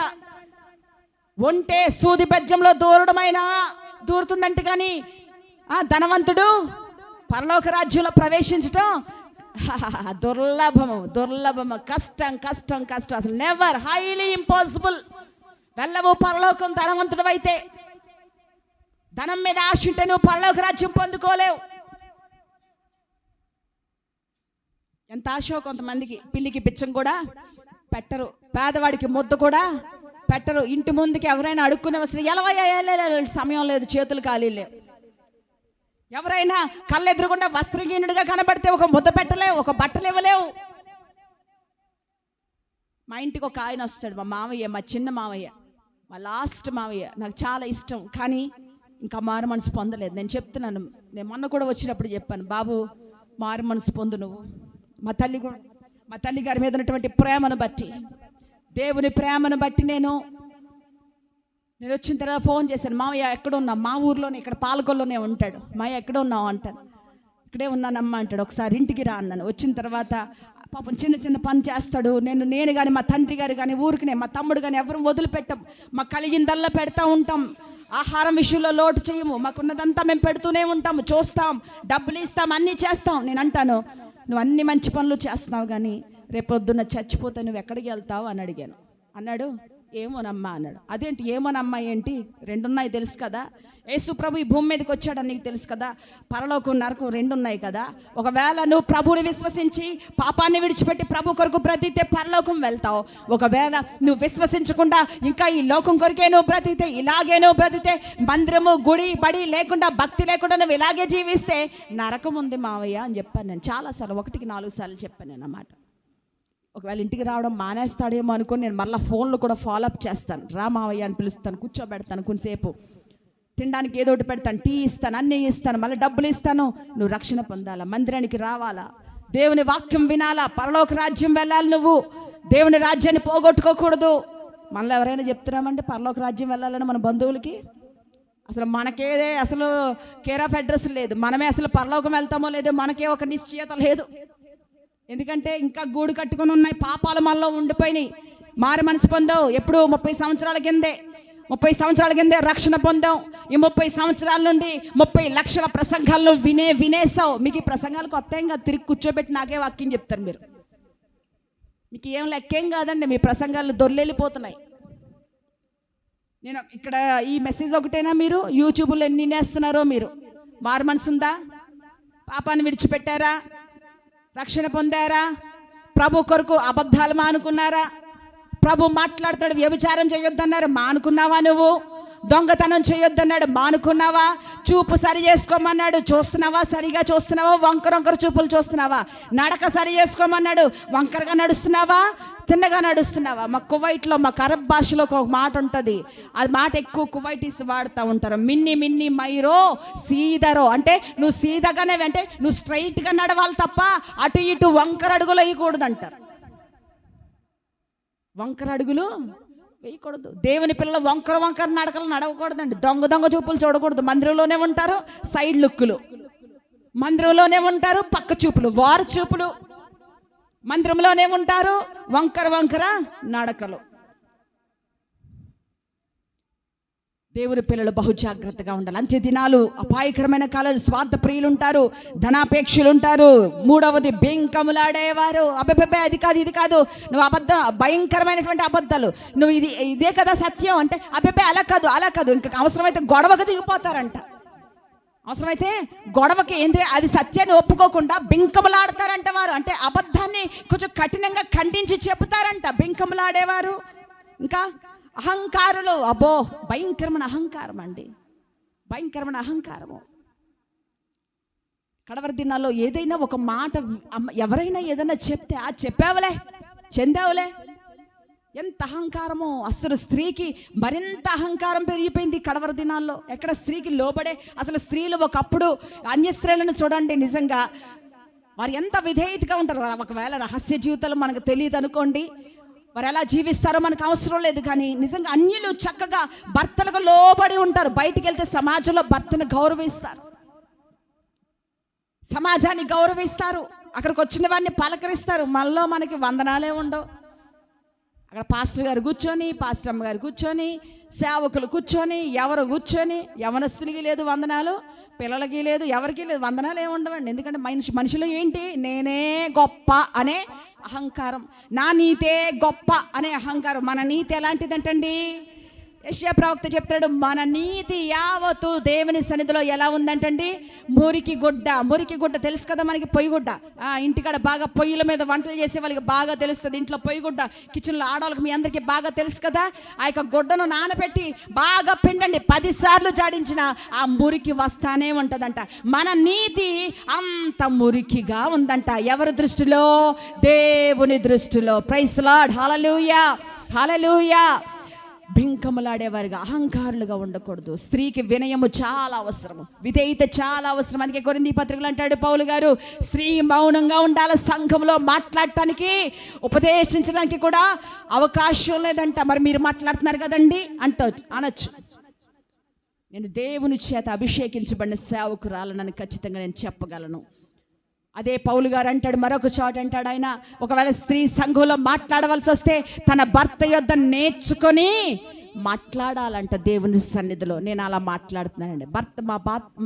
నా యొక్క భర్త దగ్గర దేవుని వాక్యాన్ని నేను నేర్చుకుంటా ఉంటాను. కొన్నిసార్లు ఇంకా బైబిల్లో కొన్ని విషయాలు ఇంకా అడిగి ఆయన దగ్గర వివరణ తీసుకుంటా ఉంటాను. భర్త ప్రమేయం లేకుండా ఏది కూడా నేను ఇక్కడ ప్రకటించను. దేవుని వాక్యాన్ని ప్రకటించినప్పుడు తెలియని విషయాలు నేర్చుకుంటాను దేవుని సన్నిధిలో నుండి. స్త్రీలు ఎంత మౌనంగా ఉంటే అంత మంచిదండి. అహంకారంగా స్త్రీలు ఉండకూడదు. స్త్రీలే కాదు, పురుషులే కాదు, అహంకారమైనటువంటి మనసు ఎంత దినాల్లో అందరిలో కూడా కనబడుతుంది. ఏమాత్రం తగ్గింపు లేదు, అహంకారులుగా ఉంటున్నారు. తర్వాత అహంకారులు, దూషకులు, ఇంకా కనపడినల్లా దూషించటమే. ఎంత దినాల్లో, అపాయకరమైన కాలాల్లో దూషకులు ఉంటారంట. తల్లిదండ్రులకు అవిధేయులు. పిల్లలు ఎంతమంది మీ తల్లిదండ్రులకు లోబడుతున్నారు? మీ అమ్మ చెప్తే మాట వినేవారు ఎంతమంది ఉన్నారు? అమ్మ చెప్తే మాట వినేవారు ఎంతమంది ఉన్నారు? చెప్పావులే అమ్మ, చేసావులే పా. వాళ్ళే పిల్లలే మాట వినరు. మాట వినని పిల్లలు అంచె దినాల్లో. ఇక్కడ ఇంకొక దృష్ట్యా కూడా ఆలోచన చేయాలి. సంఘములో ఆత్మీయమైన తల్లిదండ్రులు వాళ్ళు కొన్నిసార్లు సంఘము కూడా దేవుని ఆత్మీయమైన తల్లిదండ్రులకు లోబడదు. సంఘము కూడా అవిధేయత చూపిస్తుంది. ఈ తల్లిదండ్రులకు అవిధేయులనే మాటకు సంఘము కూడా దేవుని దృష్టిలో ఆ యొక్క పిల్లలతో సమానము. ఆత్మీయమైన తల్లిదండ్రులను ఎదిరించేవారు ఎంతమంది లేరు? దేవుని సేవకులను ఎదిరించేవారు ఎంతమంది లేరు? ఎంచ దినాల్లో తల్లిదండ్రులకు అవిధేయులు. పిల్లల మాట వినే పిల్లలు లేరండి ఈ రోజుల్లో. చెప్తే వినేవారే లేరు. ఇంకా కృతజ్ఞత లేని వారు అన్నీ పొందుకుంటారంట, కనీసం థ్యాంక్స్ కూడా చెప్పరు. కొంతమంది పట్టుకొని వెళ్ళిపోతారు. ఎవరైనా ఏదైనా పెట్టారనుకోండి ఇంకంతే. అంటే కొంతమందికి ఎలా ఉంటుందంటే, ఇంకా వచ్చిందే చచ్చినోడికి వచ్చిందే కట్నం అనేది అంటారు కదండి, అది వచ్చింది రానివ్వటమే అంతే, ఇంకా మింగేయటమే. అసలు ఇచ్చినోడికి ఒక థ్యాంక్స్ ఉండదు, ఒక వందనాలు ఉండదు, ఒక కృతజ్ఞత భావం ఉండదు. నా భర్తకు ఒక మంచి కువైట్ షేక్, ఆమె కువైట్ యువరాణి అని చెప్పొచ్చు ఆమెని. కువైట్ రాజు గారి కుమార్తె నా యొద్దకు హాస్పిటల్ దగ్గర ట్రీట్మెంట్ తీసుకోవడానికి వచ్చినప్పుడు, ఆ విధంగా నా భర్తకు ఆమె ద్వారా ఉద్యోగం ఇచ్చినప్పుడు అది చాలా పెద్ద సాక్ష్యం. దేవుని చిత్తమైతే అది ఇంకొకసారి చెప్తాను, ఇది ఇప్పుడు సమయం కాదు కానీ క్లుప్తంగా చెప్తున్నాను. ఆమెకి నేను ఇప్పటికీ కూడా కృతజ్ఞత కలిగి ఉంటాం. నేను కువైట్లో ఉన్నన్ని రోజులు కూడా ఆమెను విష్ చేస్తూ ఉంటాం. ఏదైనా పండగలు వచ్చినా, ఆమెకి ఏదైనా వాళ్ళకి ఏమైనా సెలబ్రేషన్స్ చేసుకుంటున్నప్పుడు నేను వారికి కేక్స్ అనో స్వీట్స్ అనో తీసుకెళ్ళి ఆ మేడంను పలకరించి ఆమెను దర్శించి ఆమెకి అది ఇచ్చి, ఆమెకి ఏమైనా తక్కువ అండి? ఆవిడకేం తక్కువ? ఇంట్లో తినడానికి బొచ్చుడు కేకులు, ఆమెకి ఇంట్లో తినడానికి సమృద్ధి అయిన ఆహారము. ఆమె కింద కొన్ని 100 మంది పని వాళ్ళు ఉంటారు. కానీ నేనేం చేస్తానో తెలుసా? ప్రేమతో నాకు కలిగిన దాంట్లో పట్టుకొని వెళ్ళిస్తే ఆమె ఎంత సంతోషపడుతుందో. ఏం చెప్తుందో తెలుసా? థ్యాంక్స్ అమ్మా అని చెప్తుంది. ఒకసారి చెప్తే పర్లేదండి, 4-5 సార్లు థ్యాంక్స్ చెప్పి మెసేజ్ల మీద మెసేజ్లు వాట్సాప్లో నాకు పెడుతుంది. చాలా thank you so much, thank you so much, thank you so much అని చెప్తుంది. మనం కనీసం థ్యాంక్స్ ఉండదు. పెద్దోళ్ళు కనపడితే ఒక వందనాలు ఉండదు, సేవకులు కనపడితే ఒక వందనాలు ఉండదు. నేనేమనుకుంటున్నావు, నన్ను చూడు, నా అందం చూడు. ఇది ఎవరైనా ఏదన్నా ఇస్తే కృతజ్ఞత కలిగిన వారుగా ఉండాలి. ఒక మనిషికే నువ్వు కృతజ్ఞత చూపించటం లేదే, ఇక దేవునికి ఏం కృతజ్ఞత చూపిస్తావు? ఆయన నీకు రక్షణ ఇచ్చాడే, మారు మనసు ఇచ్చాడే నీకు. నువ్వు పాపంలో తిరుగుతున్నప్పుడు దేవుడు నిన్ను రక్షించుకున్నాడే. ఆయన శిలువలో మరణించి ఆయన తన రక్తాన్ని వెలచెల్లించి నీ కొరకు ప్రాణం పెట్టిన దేవునికి నువ్వు కృతజ్ఞతగా ఉంటున్నావా? ఈ అంత్యకాలాల్లో ఉండరండి. అదే చెప్తున్నాడు ఇక్కడ. అంత్యకాలాల్లో కృతజ్ఞత లేని వారు, సంఘము కూడా, సంఘ బిడ్డలు కూడా కొన్నిసార్లు ఎలాగుంటారో తెలుసా అండి? కృతజ్ఞత లేని వారుగా ఉంటారు. అప్పుడు దాకా మేలు పొందుకుంటూ ఉంటారు. వెంటనే కొంచెం కష్టం వచ్చేసరికి ఏమోనండి దేవుడు ఇలా చేసేసాడు, ఏమోనండి దేవుడు ఇలా చేసాడు. కాస్తంత కీడు, చిన్న కష్టం వస్తే చాలు, ఎందుకోనండి దేవుడు ఇలా చేసేసాడు. దేవుడు చేశాడా? యోబు చరిత్ర మీకు తెలుసా? యోబు నోటి మాటతోనైనా కూడా యోబుకున్నదంతా పోయింది. యోబు సర్వం పోగొట్టుకున్నాడు. తన పిల్లలను పోగొట్టుకున్నాడు, ఆస్తిని పోగొట్టుకున్నాడు, సమస్తము తనకు కలిగినదంతా కూడా పోగొట్టుకున్నాడు. అప్పుడు దేవుని దూషించాడా? మనమో కాస్తంత కష్టం వస్తే, మా కువైట్లో అయితే మరి కాస్త అక్కమ్మ కొట్టకపోతే, రెసిడెన్సీ రెన్యూల్ అవ్వకపోతే గుళ్ళోకి వచ్చి, అయ్యగారండి నాకు రెసిడెన్సీ అవ్వలేదండి, నాకు అక్కమ్మ అవ్వలేదండి. మరి దేవుడు ఎందుకో ఆలస్యం చేస్తాడండి? సిగ్గు లేదా? దేవుని కొరకు కనిపెట్టే అనుభవం నీకు లేదా? దేవుడు ఎన్ని కార్యాలు నీ పట్ల చేయలేదు, దేవుడు ఎన్ని అద్భుతాలు నీ పట్ల చేయలేదు, అవన్నీ మర్చిపోతారండి. కాస్త చిన్న కష్టం వస్తే దేవుడి మీద అలా నింద వేస్తారు. నిందించేవాడు ఎవడో తెలుసా? అపవాది సంబంధి. ఎవరండి? అపవాది సంబంధి. కష్టం వస్తే, కష్టంలో నువ్వేం చేయాలో తెలుసా? క్రైస్తవుడిగా, దేవుని బిడ్డగా నువ్వేం చేయాలో తెలుసా? ప్రభువా, ఈ కష్టము నాకు ఇచ్చినందుకు నీకు స్తోత్రం. ఎంతమంది ఆ ప్రార్థన చేస్తారు? ఎంతమంది ఆ ప్రార్థన చేస్తున్నారు? కష్టం వచ్చినప్పుడు, ప్రభువా నాకు ఈ కష్టం ఇచ్చినందుకు నీకు స్తోత్రం అయ్యా, ఈ శ్రమలో నేనున్నందుకు నీకు స్తోత్రము ప్రభువా, ఈ శ్రమ నా పట్ల ఎందుకు అనుమతించావో నాయన, నీ చిత్తమే సిద్ధించుగా కానీ ప్రార్థన చేయాలి తప్ప ఈ కష్టమేంటి ప్రభువా? మళ్ళా ప్రశ్నలు దేవునికి. అబ్బా, అసలు చేసేదే ఘోరమైన పాపాలు, చేసేదే దేవుని కొరకు నువ్వు బ్రతకుండా నీకు నచ్చినట్టుగా నువ్వు బ్రతికేస్తావు. మళ్ళా కొంచెం కష్టం వస్తే ఏంటి ప్రభువా ఇలాగ అయిపోయింది? నువ్వేమైనా పెద్ద భక్తి పరురాలువా? నువ్వేమైనా పెద్ద దేవుని కన్నా పరిశుద్ధురాలువా? దేవుని కన్నా మనం ఏమైనా పవిత్రులమా? యోబు జ్ఞాపకం చేసుకోవాలి. నీకు కష్టం వస్తున్నప్పుడు ఎవరిని జ్ఞాపకం చేసుకోవాలండి? భక్తుడైనటువంటి యోబు గారిని మీరు జ్ఞాపకం చేసుకుంటే, నోటి మాటతో కూడా యోబు పాపము చేయలేదు. ఎంత గొప్ప దేవుడు అండి మన దేవుడు. యోబు గారిని జ్ఞాపకం చేసుకోవాలి. మన యేసుక్రీస్తు ప్రభువాన్ని కూడా జ్ఞాపకం చేసుకుంటే, ఆయన నోరు కూడా ఎప్పలేదు. ఆయన ఎన్ని దెబ్బలు కొట్టారో, కొరడాలతో చీల్చారు.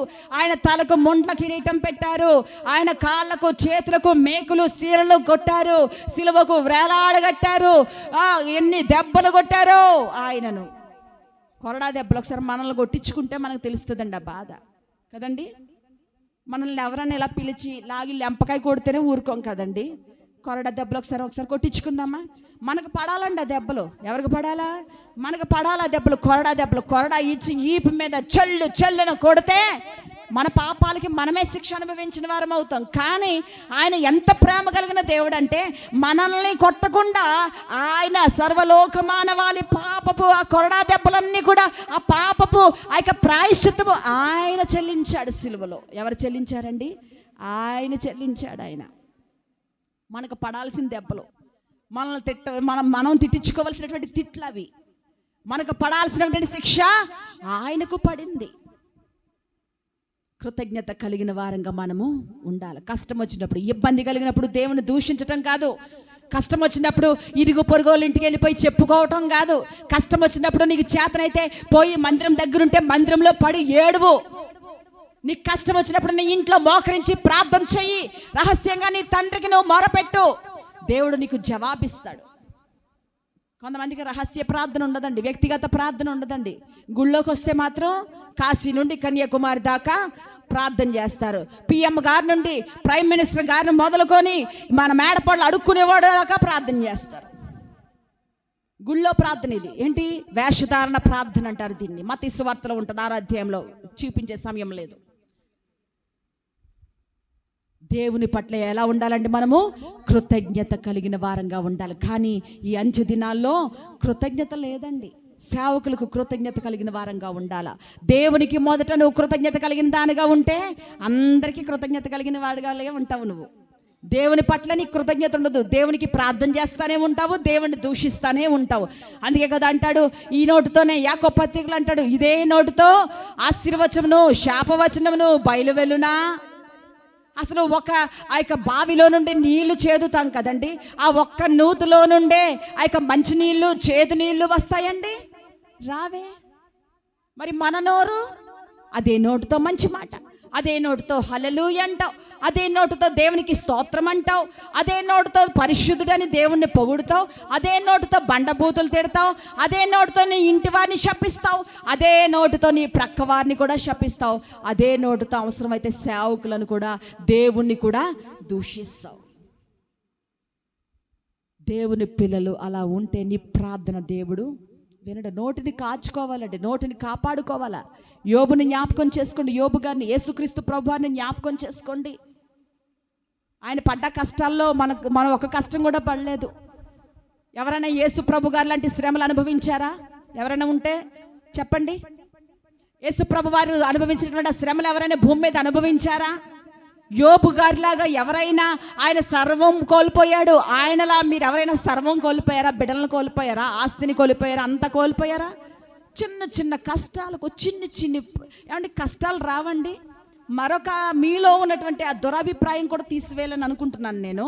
కొంతమంది బాగా హృదయంలో నాటుకుపోయింది ఏంటంటే, దేవుని సన్నిధికి వస్తే కష్టాలు పోతాయి. ఎవడు చెప్పాడు నీకు? క్రీస్తు యేసునందు సద్భక్తితో బ్రతుకను ఉద్దేశించువారు హింసలు పొందుకుంటారు. కష్టాలు లేనివాడు క్రైస్తవుడు కాదు, నిందలు లేనివాడు క్రైస్తవుడు కాదు. కష్టము లేకుండా నువ్వు క్రైస్తవుడు అని అనిపించుకోవాలంటే అది నీ బుద్ధిహీనత. నువ్వు క్రైస్తవుడవే కాదు, కష్టాలు లేని పరిచర్య కూడా కాదు. కష్టాలు లేని కుటుంబం అది దేవుని కుటుంబం కూడా కాదు. కష్టాలు ఉండాలా. కష్టాలు లేకపోతే నువ్వు లొంగుతావా? నిందలు లేకపోతే నువ్వు లొంగుతావా దేవునికి? అసలు మీరు సామాన్యులా? మీకు కష్టం లేకపోతే మీరు ఇక్కడ ఉంటారా? కానీ మీరు సామాన్యులు కాదు, కానీ మీరు ధన్యులని చెప్తున్నాను. ఎందుకో తెలుసా? దేవుని సన్నిధిలో మిమ్మల్ని ఆయన వంచి తీసుకొచ్చాడు ఇక్కడికి, అవునా కదా? లేకపోతే నువ్వు మెడంచుతావా అంత ఈజీగా? మనం మెడంచే ప్రజలమే. దేవుడు మన మెడ వంచి దేవుని సన్నిధికి తీసుకొచ్చాడు. ఎందుకో తెలుసా? ఆయన మనల్ని అంతగా ప్రేమిస్తున్నాడు కనుక. నా కుమార్తె నా కృపను పొందుకోవాలా అని మనం ఎంతగా ప్రేమిస్తే ఆయన అంతగా ప్రభువు సన్నిధికి ఉపవాస కొడుకులకి మనల్ని నడిపిస్తూ ఉన్నాడు. ఆయన ఇంకెలా ఉన్నారంటండి? కృతజ్ఞత లేని వారు ఉంటారంటే ఈ కడవరి దినాల్లో అపవిత్రులుగా ఉండకూడదు. పేతురుపత్రికలు అంటాడు, నేను పరిశుద్ధుని కనుక మీరును సమస్త ప్రవర్తన యందు పరిశుద్ధులుగా ఉండాలా. 139వ కీర్తనలో అంటాడు, నీ నడకలో పరిశుద్ధత, నీ పడకలో పరిశుద్ధత, కూర్చుండుట, లేచుట, ఆలోచించుట, తలంపులలో పరిశుద్ధత. ఎవరితో మాట్లాడినా ఏముండాలండి? పరిశుద్ధత ఉండాలండి. పరిశుద్ధత లేకుండా ప్రభుని చూడటం అవదు, అది కష్టం. పరిశుద్ధత లేకుండా దేవుని రాజ్యానికి వెళ్ళటం అంత ఈజీ కాదు. పవిత్రత లేకుండా ప్రభు రాజ్యానికి మనము వెళ్ళలేము. అపవిత్రులుగా ఉంటారంట కడవరి దినాల్లో. అపవిత్రులుగా ఉండకూడదని హెచ్చరిస్తూ ఉన్నాడు ఆయన. అనురాగ రహితులు. ఇది వరకు పూర్వకాలం ఎవరికైనా పక్క వ్యక్తికి కష్టం వస్తే కొంచెం వెళ్ళి పలకరించేవారు అనురాగంగా. అమ్మ, ఏమండి, ఎలా ఉన్నారు? మీకు కష్టం వచ్చిందా? పర్లేదులేండి, ఎల్లప్పుడూ కష్టాలు ఉండవు, దేవుడు తీరుస్తాడు, తప్పకుండా ప్రార్థన చేస్తాం అని ఒకప్పుడు ఉండేవారండి. ఇప్పుడు అలా కాదు. కష్టం వచ్చిందా, దీనికి ఎలాగే రావాలా, దీనికి ఇలాగే ఉండాలి, ఇంకా రావాలా ప్రభువా, ఇంకా రావాలా. ఒక ఆవిడ ఎలాగేనంటండి ప్రార్థన చేస్తుందంట. ఏమని? ఇద్దరికి కూడా తాటేకిళ్ళు ఉన్నాయంటండి. ఏమున్నాయంటండి? తాటేకిళ్ళు, బిల్డింగ్స్ కావు. అయితే వీరిద్దరు మందిరానికి వస్తూ ఉంటారు. అయితే అందులో ఒక సహోదరి, మరో సహోదరి, ఇంకా ఈమె కన్నా కూడా కొంచెం స్థాయి తక్కువ ఆమెది. ఈ సహోదరి ఏం చేస్తుందంటే, అయ్యో ప్రభువా, నా ప్రియమైన సహోదరి ఆ పూరి గుడిసెలో బాధలు పడుతుంది ప్రభువా, నా సహోదరికి మంచి బిల్డింగ్ ఇవ్వు ప్రభువా, మంచి గృహం ఇవ్వు ప్రభువా అని ఈ ప్రక్క సహోదరి ఎంతో భారంతో ప్రార్థన చేస్తుందంట. మరి మన దేవుడు ఎవరండి? ప్రార్థన ఆలకించే దేవుడు. మరి సహోదరి కోసం ఎంతో భారంతో ప్రార్థన చేసింది. దేవుడు ఏం చేశాడు? ఈవిడ ప్రార్థన ఆలకించి ఆవిడికి మంచి బిల్డింగు ఇచ్చాడంట. అంతే. ఈవిడ ఇంకా, ప్రభువా నేను అడిగితే నువ్వు ఇచ్చేయడమేనా బిల్డింగు, నేను అడిగినంత మాత్రం నువ్వు ఇచ్చేయటమేనా? ఏమొచ్చేసింది ఈమెలో? స్వార్థం. ఏమొచ్చేసిందండి? స్వార్థం. వెంటనే దెయ్యం దూరేసింది ఈమెలో. మరి నువ్వే కదా అడిగావు. మనలో కూడా ఎలా ఉంటాం కదండి? ప్రభువా నేరుగా సూటిగా నాతో మాట్లాడే ప్రభువా, నాయనా నన్ను దర్శించు, నాతోనే మాట్లాడు. మరి మన దేవుడు గమనించండి, స్పష్టంగా నువ్వు ఏది అడిగేవో అదే చేస్తాడు. మాట్లాడమని కోరావు కదా, మరి మాట్లాడుతున్నప్పుడు ముఖం చిన్నబిచ్చుకుంటావు ఎందుకు? మాట్లాడమని కోరావు కదా, దేవుడు మాట్లాడితే ఎందుకు కోప్పడతావు? మాట్లాడమని కోరావు కదా, ఇగో ఈ అమ్మాయి నా మీదే ప్రసంగం చేసిందని నువ్వు ఎందుకు అనుకుంటావు? మాట్లాడమని కోరావు కదా, అదిగో ఈ వ్యక్తి నా మీదే ప్రసంగం చేశాడని నువ్వెందుకు అనుకుంటున్నావు? దుష్టమైన ఆలోచన అది. ఏంటండి? దుష్ట ఆలోచన. అంటే నువ్వేం ప్రార్థన చేస్తున్నావు? ప్రభు అడిగిందే, మనం స్పష్టంగా ఏది అడిగామో అదే ఇస్తాడండి. కానీ మనకే స్పష్టత ఉండదు. మనం అడుగుతాం, మాట్లాడమని కోరుకుంటాం, మాట్లాడితే కోపగించుకుంటాం. ఈ సహోదరి కూడా అలాగే, అయ్యో నా పక్క సహోదరికి బిల్డింగ్ ప్రభు కష్టాలు పడుతుందని అడిగితే పాపం బిల్డింగ్ ఇస్తే, అదిగో నేను అడిగితే నువ్వు ఇచ్చేటివేనా ప్రభు అని మరలా దేవుని మీదకి గొడవకి వెళ్ళిందంట. ఎంతమంది ఉన్నాం మనలో అలాగా? పక్క సహోదరికి కష్టం వస్తే ఏడుస్తాం, అయ్యో ఆమె కూడా బాగుండాలని కోరుకుంటాం. కానీ పక్క సహోదరికి కష్టం వస్తే మనము అనురాగం లేదు, అనురాగ రహితులైపోతున్నాం అంతే. కష్టం వచ్చినప్పుడు ముందు ప్రారంభంలో అయ్యో ప్రేమను చూపిస్తాం. ఇదంతా ఏ ప్రేమ? డొల్లి ప్రేమ, అంత పై ప్రేమ. ఈ ప్రేమ దొంగ ప్రేమ. ఇది అంటే ఏంటి? రేపు అన్న రోజున మనకు కూడా కష్టం వస్తుంది కదా, అప్పుడు ఆవిడ వచ్చి పలకరించాలి కదా, మనం కూడా ఒక అడుగులు పలకరించేస్తే అయిపోద్ది. ఇది ఎందుకేంటి? ఈవిడలో ఒక స్వార్థం ఏంటి? రేపొద్దున నాకు కూడా కష్టం వస్తుంది, ఆమె నా దగ్గరకు వచ్చి కూడా బాధపడాలి కదా, మరి నేను ఇప్పుడే వెళ్ళిపోయి బాధపడిపోతానని చెప్పి బయలుదేరుతాను తప్ప, అసలు నిజంగా నీ ప్రక్క సహోదరి కష్టంలో ఉంటే నిజంగా దేవుని ప్రేమతో వెళ్ళి ప్రార్థన చేసిన అనుభవం ఉందా?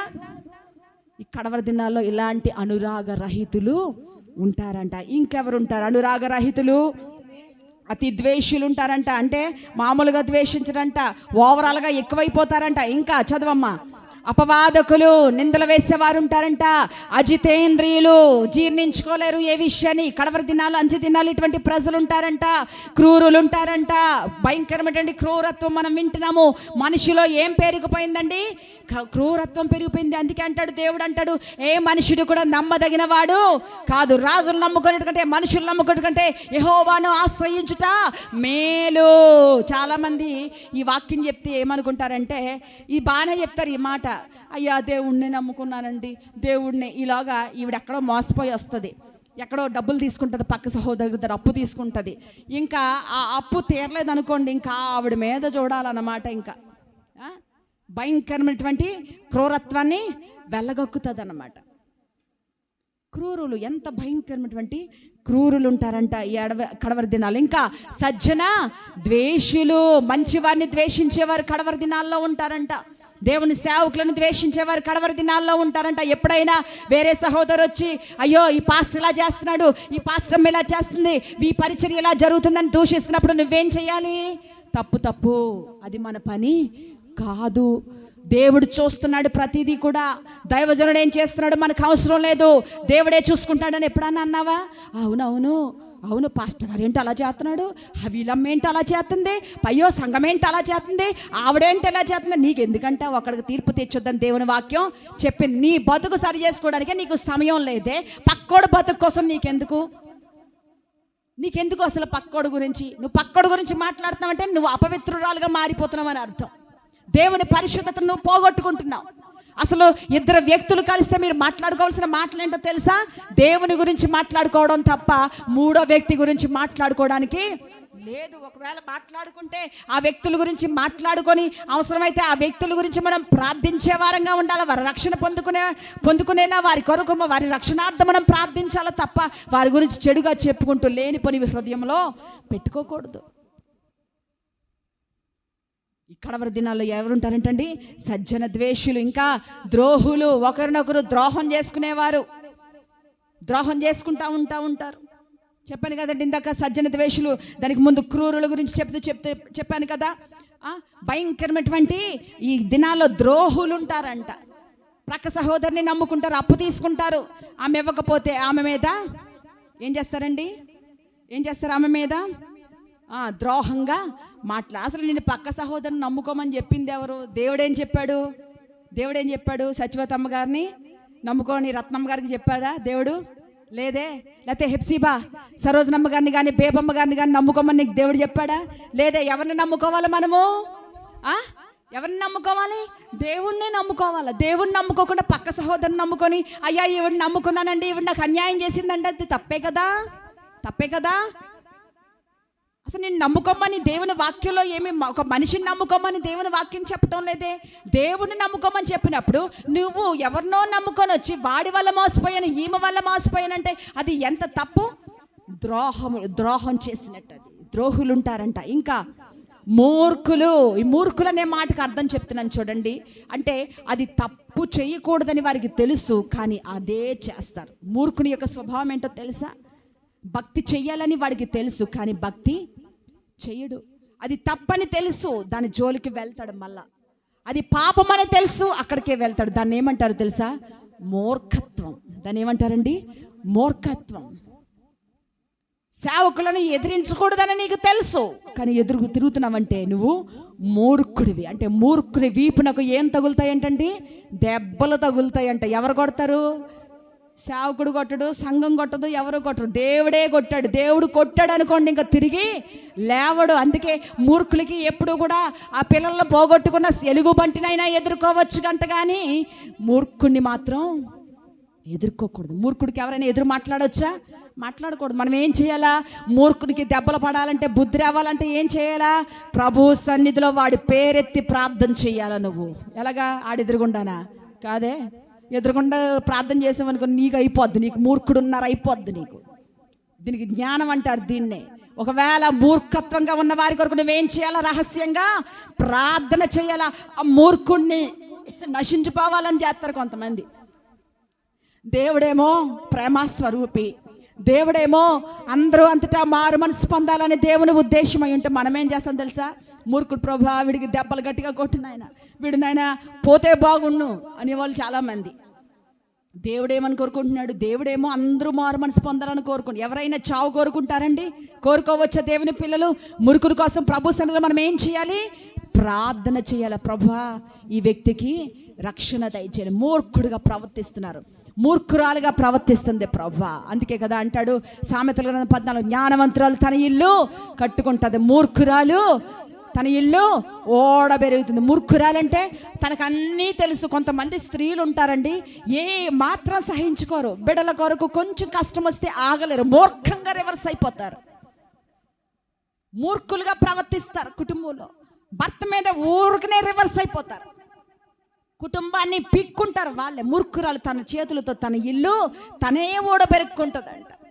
ఇటువంటి వాళ్ళు సమాజంలో మనకు బాగా కనపడుతూ ఉంటారు. వారికి వాక్యం తెలీదు, తెలిసినా కూడా అంటే తెలిసి కూడా వాడు ఇంకా అక్కడే అదే పని చేస్తూ ఉంటాడు. ఈ రోజున చాలామంది కుటుంబాలు నశించిపోవడానికి గల కారణం ఏంటో తెలుసా? మొదటిగా కుటుంబంలో ఉన్న స్త్రీలకి మూర్ఖత్వం ఎక్కువైపోయి. మూర్ఖత్వంలో ఏముంటుందో తెలుసా? కోపం కూడా లింక్ అయి ఉంటుంది. ఏముంటుందండి? కోపము. ఈ మూర్ఖత్వం ఎవరు మూర్ఖత్వం ఉన్న వాళ్ళకి ఖచ్చితంగా వారికి కూడా భయంకరమైనటువంటి ఉగ్రరూపం, కోపం, ఏది సహించలేరండి. పిల్లల కొరకు స్త్రీ ఏం చేయాలో తెలుసా? నడుం కట్టుకొని పని చేయాలా, నడుం కట్టుకొని ప్రార్థన చేయాలా. పిల్లల కొరకు, భర్త కొరకు, కుటుంబం కొరకు సహించుకోవాలా, జ్ఞానంగా ఉండాలా. కాస్త ఓర్చుకుంటే ఓర్పు గొప్ప ద్రోహ కార్యాలు చేయకుండా చూస్తుందంటండి. ఓర్పేది ఈరోజు స్త్రీలకి? నాకు అసలే ఉండేది కాదండి ఓర్పు. నిజంగా ప్రభు సన్నిధిలో చెప్తున్నాను నేను, నాకు అసలు ఓర్పు సహనం ఉండేది కాదు. మా దైవజనులు, మా పాస్టర్ గారు ఓర్పు, ఆయనను చూసి ఆయన సహచారినిగా, ఆయన భారీగా ఉంటూ ఆయనలో నేను చూసి నేర్చుకున్నది ఏంటో తెలుసా? ఓర్చుకోవటం అలవాటు చేసుకున్నాను. 100% 100 ఉందని చెప్పను, కానీ 100% దగ్గరగా 75% ఓర్చుకునే కృప దేవుడు నాకు ఇచ్చాడు. దేవునికి స్తోత్రము. హల్లెలూయా, హల్లెలూయా. ఇంక ఎలా ఉంటారంటే, ఇంకా చదవండి, మూర్ఖులుగా ఉంటారంట, గర్వాంధులు ఉంటారంట, గర్విష్ఠులైనటువంటి ప్రజలు ఉంటారంట. దేవుని పిల్లలు గర్విష్ఠులుగా ఉండకూడదు. నాశనానికి ముందు ఏం నడుస్తుందంటండి? గర్వం నడుస్తుందంట. గర్వంతో ఎవడైనా విరవీగిపోతుంటే దేవుని వాక్యాన్ని మీరు జ్ఞాపకం చేసుకోండి. అయ్యో వీడు నాశనానికి ముందు గర్వం నడుస్తుందని దేవుని వాక్యం చెప్పిందే. అయ్యో దేవుని ప్రభా, దేవుని చిత్తమైతే వీడి గర్వాన్ని నాయన తీసివేయండి, వీడిని రక్షించండి అని ప్రార్థన చేయండి. వాడు వినలేదా? ఎన్నిసార్లు గద్దించినా లోబడని వాడు ఇంకంతే. మనం అనకూడదు, ఇంకంతే. అక్కడ పాడుకోవాల్సింది పరదేశులమో ప్రియులారా, ఇంకంతే. ఇంకెవరుంటారంటండి? మూర్ఖులు, గర్వాంధులు, దేవుని కంటే సుఖానుభవమును ప్రేమించేవారు. దేవుని కంటే సుఖానుభవమును ప్రేమించేవారు అన్నమాట. కడవరి దినాలు, ఎంత దినాలు, అపాయకరమైన కాలాల్లో ఎవరుంటారండి? దేవుని కంటే సుఖానుభవం. అంటే దేవునితో పనే ఉండదండి. చూడండి, ఉదాహరణకి ఎవరో చెప్తున్నాను చూడండి, దేవుని కంటే సుఖానుభవాన్ని ఎక్కువగా ప్రేమించేవారంటే, ఇక్కడ ఉపవాస ప్రార్థనలు జరుగుతున్నాయి కదండి, గుళ్ళోకి వచ్చి కూర్చోలేరు. వాళ్ళకి ఏం కావాలా? ఏసీ రూమ్ కావాలా. ఇక్కడ కూర్చుంటే ఫ్యాన్ సరిగా తగలదు వాళ్ళకి. అక్కడ ఇప్పుడు అనుకుంటారు మనలో కూడా కొంతమంది ఉండొచ్చు ఒకళ్ళిద్దరు, ఇక్కడికి వచ్చి శ్రమలు పడుతూ, శ్రమలు కక్కుకుంటూ, ఈ ఆటోల్లో కుక్కుకుంటూ, ఇబ్బందులు పడుతూ, దేవుని సన్నిధిలో ఇక్కడ ఉంటే, ఇంటికాడ శుభ్రంగా ఒక గంట ఏసీ వేసుకుని పడుకుంటే ఎంత బాగున్నో. అక్కడ ఏ క్లాస్ అయినా పరుపు ఉంది, 1,00,000 రూపాయలు ఎట్టు కొనుక్కున్నాను పరుపు. నేను ఆ పరుపు మీద పడుకుంటే అయిపోదు కదా. పడుకుంటావు ఇక్కడ 1,00,000 రూపాయలు పెట్టి కొనుక్కున్న పరుపు మీద ఎలా ఉంది? ఇప్పుడు బాగా మంచి మంచి పరుపులు అండి, వాటర్ ప్రూఫ్ పరుపులు. అక్కడ పడుకుంటే కింద నుండి ఏసీ వచ్చేద్ది అనమాట. ఇంకా పడుపు మీద తూగుతూ, అలాగే తూగాడంటే ధనవంతుడు బాగా తూగాడు పోయాడు. అక్కడికి పోయిన తర్వాత, అయ్యా ఎవరైనా నా సహోదరులు అక్కడ ఉన్నారు, అయ్యా లాజరు నాకు అంత ఒక డ్రాప్ అయ్యి ప్రభువా, ఏసయ్యా ప్లీజ్ కనికరించి. ఇంకా అక్కడికి వెళ్తే ఇంకేముండదండి, మళ్ళీ ఆయన బయటకు వచ్చి అసలు లాజర్ని అంటే మళ్ళీ పంపించమన్నాడు కిందకి. అక్కడ నా సహోదరులు ఉన్నారు, అయ్యా వారికి ఇంకా రక్షణ లేదు. అసలు ఏవండి, చనిపోయిన లాజరు మళ్ళీ వెనక్కి వచ్చాడు అనుకో, అయ్యో భూతమయ్యి వచ్చాడు ఏంటి బాబు అని భయపడరా? భయపడతారు కదండి. ఆ బుద్ధిహీనుడు అంటున్నాడండి, లాజర్ని మళ్ళీ ఒకసారి పంపించి అక్కడ నా సహోదరులు ఉన్నారు అంటున్నాడండి. దేవుని కంటే సుఖానుభవాన్ని ఎక్కువగా ప్రేమించేవారు అంచె దినాల్లో ఉంటారంట. ఇంకా పైకి భక్తి కలిగిన వారి వలె ఉండి దేవుని శక్తిని ఆశ్రయించని వారు ఉంటారంట. పైకి మాత్రం భక్తి, చెప్పాను కదండి, వేషధారణ, పైకి భక్తి, లోపల నాకేంటి పర్లేదు డబ్బు ఉంది, నాకేంటి డన్లా పరుపు ఉంది, నాకేంటి ఏసీ కారు ఉంది, నాకేంటి మంచి బిల్డింగ్ ఉంది. చెప్పాను కదండి, మన తండ్రి గారి ఇంటి ముందు ఒక ఆయన చనిపోయాడు, ఆయన ఏం పట్టుకెళ్ళలేదు. పోనీ ఇల్లు రాకపోతే పోయింది, మనకు కూడా పరుపు వస్తుందా? రాదు. మన కూడా మనం వేసుకున్నటువంటి మంచం వస్తుందా? రాదు. మనం కొనుక్కున్నామే 2 లక్షలు పెట్టి హారం వస్తుందా? రాదు. ఒకవేళ చెప్పుకుంటే, ఒకవేళ పాప అమ్మాయిని చచ్చిపోయినప్పుడు నా మెడలో అది పెట్లో అది వేసేయమ్మ అంటే, ఒకవేళ వేద్దామని అనుకున్న కూతురు, అయ్యో నా ఆమె చచ్చిపోయింది అని ఏడుతూనే ఉంటుంది. మా అమ్మ బంగారం అంతా నాకు ఇచ్చేయండి. ఏమండి, మా అమ్మ బంగారం అంతా నాకు, బంగారం మళ్ళీ ఇదు తల్లే కదా, మరి ఇయ్యాలి కదా. ఇదు చూసారా, మళ్ళీ కన్న బిడ్డ, మళ్ళీ పేగు తెంచుకొని పుట్టిన బిడ్డ, ఈ బిడ్డ ఏడుతుంది, అమ్మ లెగమ్మ వీలుంటే మాట్లాడతానంటది. అమ్మ లేకదో. పోనీ వెళ్ళిపోయేటప్పుడు అమ్మకి ఇష్టమైన హారం వేసేద్దామంటే, అబ్బాయి ఆ హారం నాది, మా అమ్మ నాకు బతికుండగా చెప్పింది. ఇక్కడ అంచె దినాల్లో ఇంకెవరుంటారండి? పైకి భక్తి కలిగిన వారి వల్లే ఉండి దేవుని శక్తిని ఆశ్రయించని వారు. నీకెన్నైనా ఉండొచ్చు, నీకెంత డబ్బైనా ఉండొచ్చు, నీకెంత అధికారమైనా ఉండొచ్చు, నువ్వెంత గొప్పవాడివైనా కావచ్చు, నువ్వు ప్రభువుని విశ్వసించకపోతే, దేవుణ్ణి నీ హృదయంలో ప్రతిష్ఠించుకోకపోతే, ఈ అంచె దినాల్లో అవన్నీ కాదు. కానీ ఈ యొక్క తిమోతి పత్రికలో రాయబడినటువంటి ఇవన్నీ కూడా నీలో ఉండకూడదని దేవుడు నిన్ను హెచ్చరిస్తున్నాడు. పైకి భక్తి వేషం కూడా వేయకూడదు. యాకోబు పత్రికలో ఒక మాట చూపిస్తాను చూడండి, పైకి భక్తి వేషం వేయకూడదు. ఇంకా నీ నోటికి ఏం పెట్టుకోవాలా? యాకోబు పత్రిక ఆ యొక్క మాటను చూపించడానికి ముగిస్తాను ఈ వాక్య భాగాన్ని. యాకోబు పత్రికలో అంటాడు, జ్ఞాపకం చేస్తాను నేను, చూడండి ఒకసారి. యాకోబు పత్రిక 1వ అధ్యాయము 26వ వచనము, ఎవడైనను నోటికి కళ్ళెము పెట్టుకొనక తన హృదయమును మోసపరుచుకొనుచు భక్తి గలవాడనని అనుకొనిన ఎడల వాని భక్తి సున్నా. చాలా మంది భక్తి అని అనుకుంటారు కానీ భక్తి చెయ్యరండి. నీ భక్తి ఎక్కడ చెడిపోతుందో నీకు టెక్నిక్ చెప్తున్నాను. ఇక్కడ దేవుని వాక్యంలో భక్తుడైనటువంటి యాకోబు గారు రాస్తూ ఏమంటాడంటే, ఎవడైనను నోటికి కళ్ళెము పెట్టుకొనక. చూడండి, ఇప్పుడు ఆరాధన అయిన తర్వాత బయటికి వెళ్ళి లోడా వాగేస్తా, అక్కడ నీ భక్తి వ్యర్థమైపోతుంది. ఏమైపోతుందండి? అసలు దేవుని పిల్లలు ఎక్కువ ఎవరితో మాట్లాడకూడదండి. Just praise lord sister, praise lord, బాగున్నారమ్మా, ఇంకెక్కువ వెళ్ళకూడదండి. ఇంకా పిచ్చాపాటి మాటలు మాట్లాడుకోకూడదు. ఎంత మనం మాటలు తగ్గితే అంతగా పరిశుద్ధాత్మ దేవుడు మనలో నివాసం ఉంటాయి. అలాగని విరోధం పెంచుకోమని కాదు. ఎవరితోనైనా ఏముండాలండి? హద్దులు ఉండాలండి. మన వాళ్ళు అలా కాదు. బెల్లం ఎక్కువైపోతే ఆగలేరు. ఆ యొక్క బెల్లం పాకం వచ్చినంతసేపు నాకెత్తనే ఉంటారు. ఆ బెల్లం తీపిగా ఉంది కదా, తీపిగా ఉంది కదా. ఒక్కసారి రావాలంటే ఒక రోజు వస్తుంది, ఖచ్చితంగా వస్తుంది, రాదండి. అప్పుడు ఏదో అంటారు కదండి, అగ్గేస్తే ఏదో అంటారు, అగ్గి పెట్టేస్తే బగ్గుమంటదంట, పెట్రోల్ పోస్తే తగలడిపోద్ది. అలా వచ్చేది. ఇంత స్నేహంగా ఉన్నారు కదమ్మా, చాలా కాలం బాగున్నారు కదమ్మా, ఏమైందంటే మాటలు ఎక్కువైపోయినాయి. ఇంకా పక్కింటోళ్ళ గురించి, ఇంకా మొత్తం ఊరు దేశం గురించి, ప్రధానమంత్రి గురించి కూడా మాట్లాడేసుకున్నారు. ఇంకా మాట్లాడుకొని ఏమనుకున్నారు, బాగానే మాట్లాడుకున్నారు. చివరి దాకా జుట్టు పట్టుకొని కొట్టుకోవడం ప్రారంభించారు. జాగ్రత్త. భక్తి గలవాడని అనుకొని నీ నోటికి కళ్ళెం పెట్టుకోకపోతే నీ భక్తి వ్యర్థమైపోతుంది. నీ భక్తిని నువ్వు కాపాడుకోవాలంటే, నువ్వు భక్తి గలదానవని, భక్తి గలవాడవని నువ్వు అనుకోవాలనంటే, నువ్వు భక్తిని నువ్వు కాపాడుకునే వ్యక్తికి సూచన ఏంటో తెలుసా? నీ మాటలు తగ్గాలి. నీ నోటికి ఏముండాలండి? కళ్ళెం ఉండాల. మీకు తెలుసు కదండి, దూడలకి ఏమేస్తారు, ఇక్కడ చిక్కం పెడతారు కదండి, చిన్న అప్పుడే పుట్టిన దూడలకి చిక్కం పెడతారు అనుకుంటా కదండి, అది మీకే తెలుసు కదా. మరి కరోనా సమయంలో కూడా మన నోటికి బాగా కళ్ళెం వేశాడు దేవుడు. 1.5-2 సంవత్సరాలు మాస్కులు, ఎవడో కూడా నోరిప్పివ్వడు కదా. దేవునికి స్తోత్రం. మరలా కరోనా వస్తే బాగుండండి, అందరి నోటికి కళ్ళెలు పడతాయి, కానీ రాదు. దేవుడు తన కృప చాటున మనల్ని దాచిపెట్టును గాక. ఆమేన్. కానీ మనిషిలో దుష్టత్వం పెరిగిపోతుంది. దుష్టకాలంలో ఉన్న మనిషిలో పాపం పెరిగిపోతున్నప్పుడు దేవుని తెగులు ఆగుతుందండి. నువ్వు ఆగమన్నా ఆగదు. కరోనా రమ్మన్నానని వచ్చేదండి, నేను అంటే వచ్చేద్దా, నేను ఏమన్నా దేవుణ్ణా?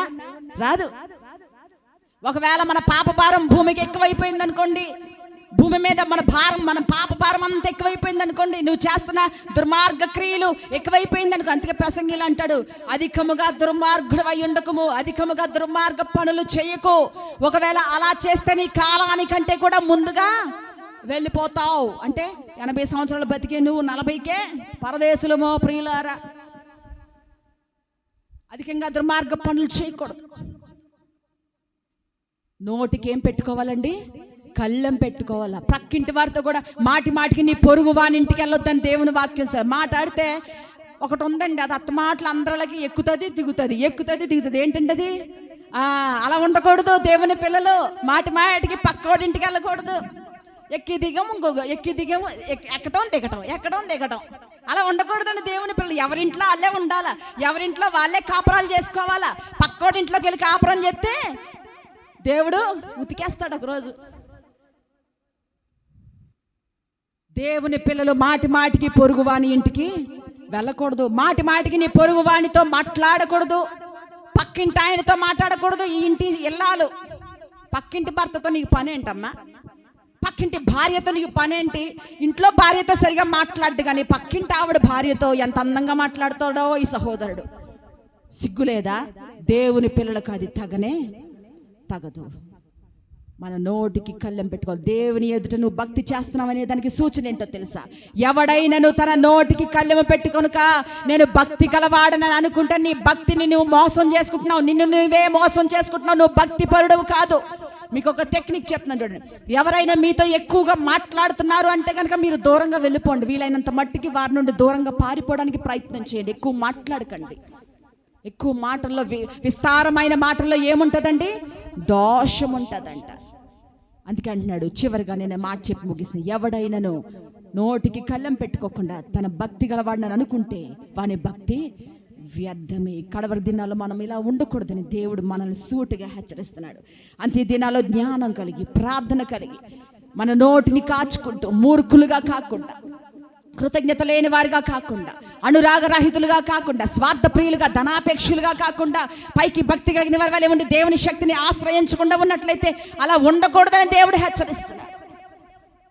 దేవుని కొరకు ఒక శ్రేష్టమైన బిడ్డలుగా మనం బ్రతకడానికి దేవుడు తన కృపను ఎల్లప్పుడూ కూడా మనకి తోడుగా ఉంచునుగాక. ఆమేన్. అందరూ కూడా కళ్ళు మూసుకుందాము, ప్రార్థన చేసుకుందాం. ఇంకెవరు కూడా అటు ఇటు తిరగకూడదు, అటు ఇటు తిరగొద్దు. అందరూ కూడా కళ్ళు మూసుకుందాం. ప్రభు సన్నిధిలో మోకరిద్దాము. అందరూ కూడా మోకరించి, ప్రభా నీకు వందనాలు తండ్రి, నీకు వందనాలు ప్రభా, నీ దాసురాల ద్వారా మమ్మల్ని హెచ్చరించావు తండ్రి. అందరూ కూడా మోకరిద్దాం. ఎవరు కూడా అటు ఇటు చూడకూడదు ప్రభు సన్నిధిలో. దేవానికి వందనాలు తండ్రి, దేవానికి స్తోత్రాలు ప్రభా. బయటకు వచ్చిన వారు కూడా అందరూ కూడా కళ్ళు మూసుకొని మన గుండెల మీద చేతులు వేసుకుని, ప్రభా అంత్య దినాల్లో, అపాయకరమైన కాలాల్లో స్వార్థ ప్రియులు, ధనాపేక్షులు, బెంకములాడేవారు, అనురాగరహితులు, ద్రోహులు, గర్వాంధులు, మూర్ఖులు, కృతజ్ఞత లేని వారు, పైకి భక్తి కలిగిన వారి వలె ఉండి దేవుని శక్తిని ఆశ్రయించలేని వారిగా ఉంటారంట. ప్రభువా, నాలో ఇవేవి ఉండకూడదు నాయన. ఎవడైనా నోటికి కళ్ళెమ పెట్టుకొనక వాని భక్తి ఏదైనా, ప్రభు నేను భక్తి పడినాను అనుకుంటే ఆ భక్తి వ్యర్థమని వాక్యం సెలవిస్తుంది. నా నోటిని కాపాడండి అయ్యా. జ్ఞానవంతురాలు తన ఇల్లు కట్టుకుంటుంది, మూర్ఖురాలు తన చేతులతో తన ఇల్లు ఓడబెరుక్కుంటుందని దేవుని వాక్యం సెలవిస్తుంది. ప్రభుని అడుగుదాం, యేసయ్యా భక్తి కలిగిన దానిగా నేను ఉండడానికి సహాయం చేయండి. యెహోవా యందు భయభక్తులు కలిగిన స్త్రీ కొనియాడబడుతుందంట. దేవుని యెడల భయభక్తులు కలిగినటువంటి పురుషులు పరిశుద్ధమైన చేతులెత్తి ప్రార్థించే వారిగా ఉంటారంట. ప్రభు సన్నిధిని అడుగుదాం, యేసయ్య నన్ను బలపరచు ప్రభువా, విధేయత నాకు దయచేయండి అయ్యా. విధేయత అందరూ కూడా కళ్ళు మూసుకుందాము. మీలో ఎవరైనా సమర్పణ కలిగి, ప్రభు నాతో మాట్లాడాడు, దేవుడు నన్ను దర్శించాడు, నేను దేవుని కొరకు ప్రభులా బ్రతకాలని కోరుకుంటున్నాను, దేవుని వాక్యానుసారంగా జీవించడానికి ఇష్టపడుతున్నాను అన్నవారు మీరున్న స్థలంలో లేచి నిలబడండి. మీరున్న స్థలంలో లేచి నిలబడండి. పరిశుద్ధాత్మ దేవుడు తన శక్తి చేత మిమ్మల్ని నింపి తన మహిమ కలిగిన పాత్రలుగా దేవుడు మిమ్మల్ని వాడుకోబోతున్నాడు. ఆయన అనేకులు నిన్ను చూచినప్పుడు అనేక మంది మారు మనసు పొందడానికి నిన్ను ఒక సూచనగా వాడుకోబోతున్నాడు ఆయన. ఎవరైనా ఒక సమర్పణ కలిగి ఉంటే మీరున్న స్థలంలో లేచి నిలబడండి. ప్రభుని అడుగుదాం. అవిధేయత తొలగించుమయా, నీ దీన మనసు కలిగించుమయా. అందరూ కంటు మూసుకుందాము. అవిధేయత తొలగించుమయా, నీ దీన మనసు కలిగించుమయా. విధేయతకే అర్థము చెప్పిన వినయ మనస్కుడా, విధేయులుగా ఉండ మాదిరి చూపిన మనుజ కుమారుడా, పరిచయ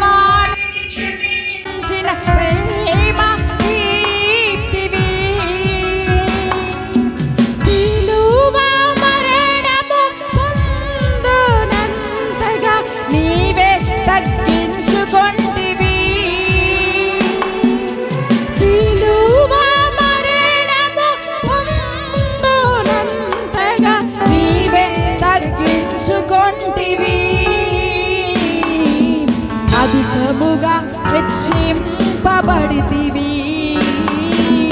అధికముగా హెచ్చింపబడితివి.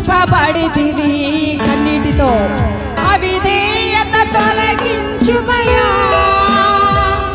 నీ దీన మనసు కలిగించుమయా. అవిధేయత తొలగించుమయా, నీ దీన మనసు కలిగించుమయా. విధేయతకే అర్థము చెప్పిన వినయ మనస్కుడా. ప్రార్థన చేసుకుందాం. ఒక్క నిమిషం మౌనంగా ప్రభుతో ఒక ఒడంబడిక చేసుకుందాం. నా ప్రభువా, పైకి భక్తి కలిగిన వారి వల్ల నుండి నీ శక్తిని ఆశ్రయించలేని స్థితి నాలో ఉందేమో. ఈ అంత్య దినాల్లో, ఈ కడవరి దినాల్లో ప్రభు, అపాయకరమైన కాలాల్లో ప్రభు, నా భక్తిని నేను కాపాడుకుంటున్నాను అయ్యా. జ్ఞానంగా నా కుటుంబాన్ని కట్టుకోవడానికి, ఆత్మీయంగా నీ సన్నిధిలో ఎడగడానికి ప్రభు, దైవజనునికి లోబడ్డానికి ప్రభు, నీ వాక్యానికి లోబడ్డానికి నీ కృప నాకు దయచేయండి. మనమందరం కూడా మౌనంగా ఒక్క నిమిషం మన హృదయాలను ప్రభుకి సమర్పణ చేసుకుందాము.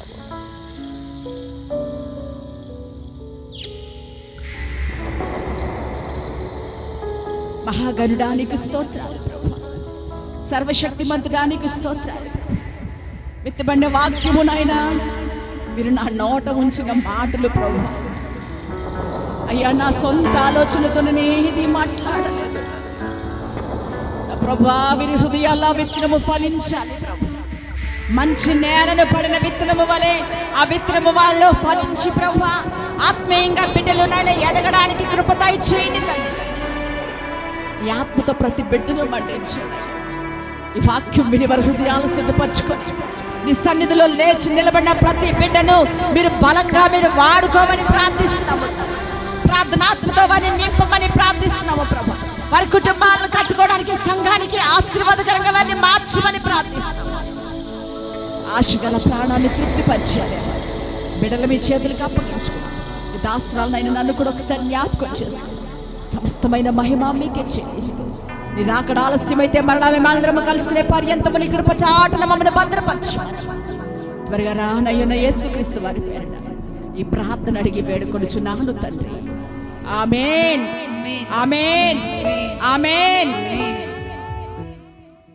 అందరం మన స్థలాల్లో కూర్చుందామండి.